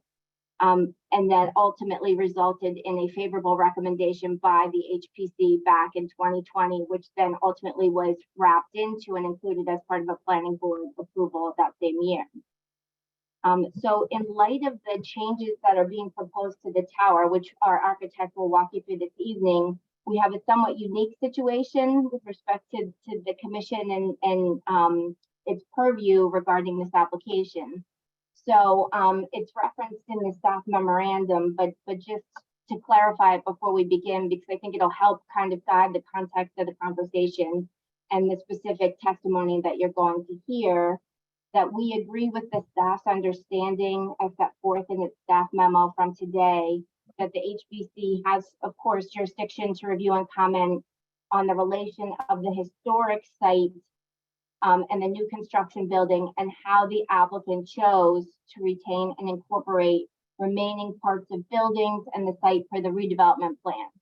And so important to that point, you're going to hear from our historic preservation specialist from Heritage that we are proposing only 2 minor positive changes with respect to the historic facade, and that they will otherwise be preserved entirely in keeping with the prior approval by the HPC and consistent with all of the conditions that were opposed by the HPC in connection with its prior recommendation. We also agree with staff's understanding that the HPC does not have jurisdiction to review and comment on the massing, bulk density, or design of the new residential tower behind the remaining historic facades. So really our goal and our task this evening is to provide you with an overview of the changes being proposed so you can see that the changes relate primarily and solely to the tower element, except for those 2 minor positive changes, which we'll detail for you, and that under the commission's jurisdiction, it will remain in keeping with HPC's prior recommendation. So unless you have any comments for me with respect to that, I'd like to turn it over to our architect, which can give you, Mr. Carvalho can give you a brief overview of the proposed changes. Absolutely. You should be able to share your screen. Can everybody see the screen? Yes. Okay. So first of all, good evening, everyone. Thanks for your time. I know it's late in the evening, so I'm just going to try to keep it as short as possible. So this is the building that was approved. It's the same massing. It still has that what we call the slice behind the bell tower to showcase the bell tower, and it includes all 3 buildings: the church, the rectory, and the school. In essence, maintaining the streetscape that has been there for over 100 years. Ms. Porter discussed or talked about 2 minor changes. Originally, and I'm just going to get very quickly into them and try to explain it, and I will let Mr. Doyle then continue with that. Originally, the building contained retail space on the first floor along the rectory and the school. We have since eliminated that and made it amenity space for the building, for the residents. What that does is that the stairs or the steps that were going into both the rectory and the school, which originally were going to be altered so that we could lower that retail floor for easier access to the public. Those steps, I just call them steps, are going to remain as they are now. In other words, they're not going to be altered, they're not going to be changed, they're going to be fixed, but that look will be the same. The doors, the entrance to the building will be maintained the same way. They will not be operable, they'll be there, but you will see those entrances and the approach to those buildings as they were originally. The second change that we're proposing is here on this 8th floor, there's a terrace in here that originally was going to go into the bell tower. We are not going into the bell tower anymore.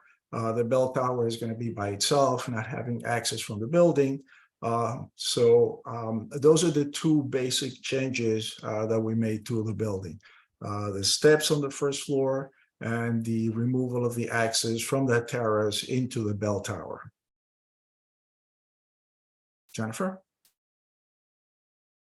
Does the commission have any questions with respect to the scope of those changes or any questions regarding what was previously approved in connection with the historic facade? I'm sorry, you're breaking up. I can barely hear you.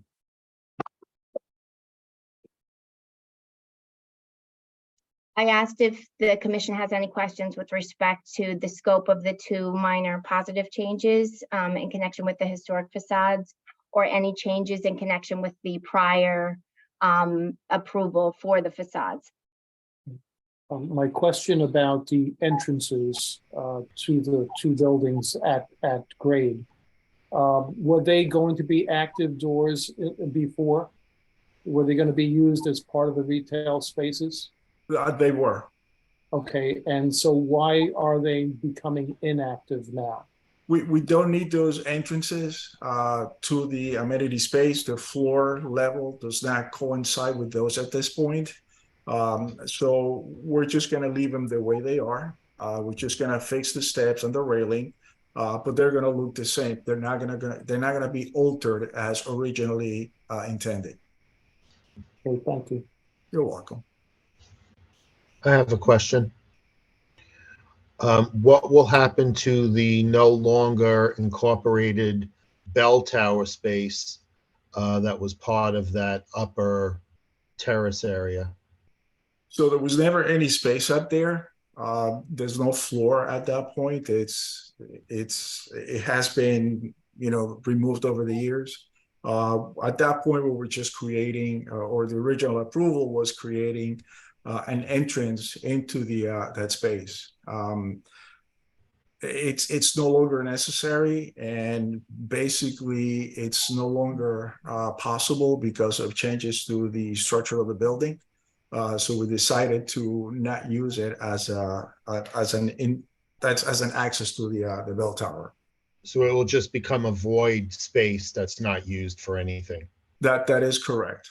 The top portion of the bell tower. The top portion. The bottom portion of the bell tower, if you've been in the building, has a beautiful stair. That's going to be enclosed in glass so that residents and visitors can see it. And it'll have an access door just for maintenance. Again, made out of glass, the same, so you could see it. But the rest of the tower, it's not going to be included as a usable space. Okay, thank you. You're welcome.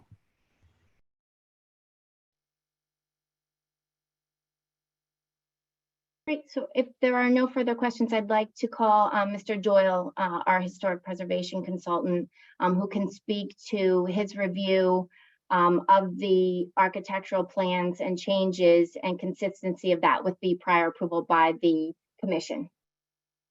Great. Scott, you should be able to share your screen. Have anything to share other than my testimony that I did review all of the drawings that were from the original proposal that were submitted and approved under the COA, and the revised drawings with the new design of the tower. And as Jose indicated, those were the only two modifications that I saw from the submitted approved drawings to the revised drawings that have been submitted to HPO.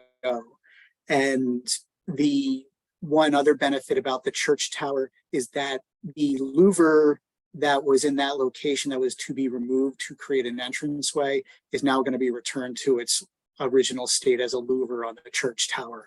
So the bell tower will retain its original appearance rather than have a floor level inserted into that opening.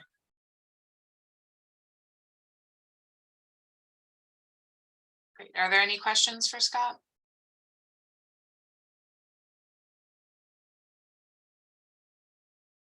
All right, hearing none from commissioners. Jennifer, do you have anything else to add to your testimony? I do not. That concludes our testimony. Great, thank you. All right, we can move to public comment. But are there any members of the public who would like to speak regarding this application? Please use the raise hand function at the bottom of your screen. Alternatively, if you're on the phone, you can press *9. Staff sees no hands raised and recommends a motion to open and close public comment. Motion. Motion. Second. All right, I have Tony and then I have Paul in the second. All in favor? Aye. Aye. Aye. Aye. Aye. All right, we'll move into staff comments. Like normal, going right down to staff recommendations and comments. This proposal is almost identical to the previous work that we've approved at this site, with the exception of that there's actually more typical preservation work happening, in that items are being retained and restored rather than replaced. Like Scott had mentioned, the bell tower entrance, and like Jose had mentioned, that the entranceways of the church are no longer being altered to accommodate entrance there. They're just being restored in place. So that is a net positive for this application.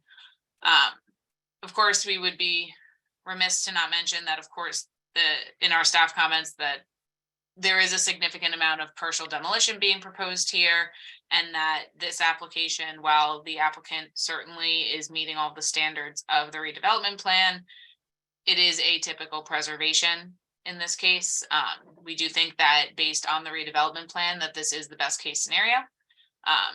But that being said, it is not within our jurisdiction to comment and review on anything other than what is being done to the historic buildings. No, not the massing, not the partial demolition, just what the treatment of the historic buildings. So that being said, HPC recommends approval of the project to the Jersey City Planning Board with the following conditions. They are our standard conditions, with the exception of condition number 1, which is that all of the conditions approved under the previous approval shall be carried through to this as well. So those were a lot of very nitty-gritty conditions that staff will note for the record. The applicant, when submitting their signature sets for a planning board, they did fulfill all of those conditions. So we are, we believe it's likely that they're going to again. We have no concerns over that. Just wanted to make sure that they carry through to this one as well. I do also want to note for the record that even though St. Lucy's is not a local landmark, the phrasing of the redevelopment plan has the HPC approving a certificate of appropriateness on this. So we are going to be following what's written in the redevelopment plan. And again, so it'll be voting on a certificate of appropriateness this evening.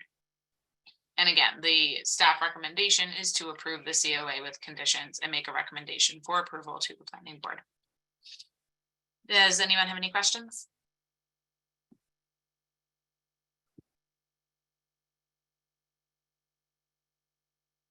Okay, hearing none. Anyone want to make a motion? I'll make a motion to approve with conditions to the planning board.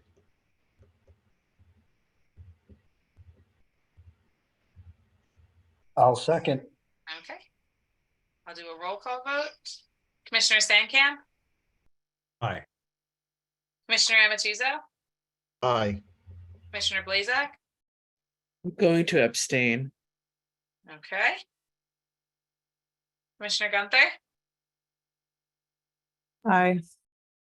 Commissioner Garriga, Aye. Commissioner Cronin, Aye. Commissioner Lewis is absent, Commissioner Sakong is absent, Vice Chair Gucciarda, Aye. and Chairman Gordon. Aye. All right, the COA with conditions and recommendation for approval to the planning board is granted. Great, thank you very much. and have a great evening. Thanks, guys. All right.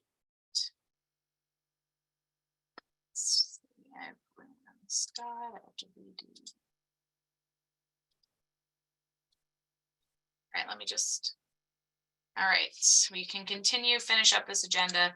Thank you guys for having all of that go as quickly as it did. I was truly not expecting to finish this agenda tonight, so that is a welcome relief and gives us a much shorter August meeting. Moving on the agenda for tabled cases, I have no update on French American Academy. 11 Erie Street is actively working on their application. If I do not hear from them, if I don't have an update from them by the August meeting, they will get an email requesting an update, because again, this item has been listed on our agenda for a full year without ever actually appearing. 289 Pravonia, we received an updated rendering from the architect. However, we have not received updated plans, so I would anticipate that coming back relatively soon. And we did receive updated plans for 247th Street that show a lot of changes that the commission specifically asked for.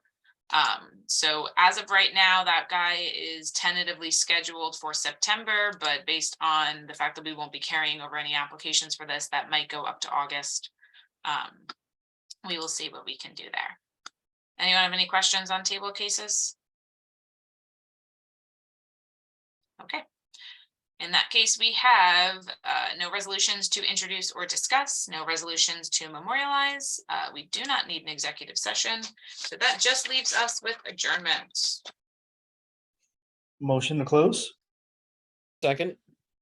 Okay, it is 9:48 p.m. All in favor? Aye. Aye. Aye.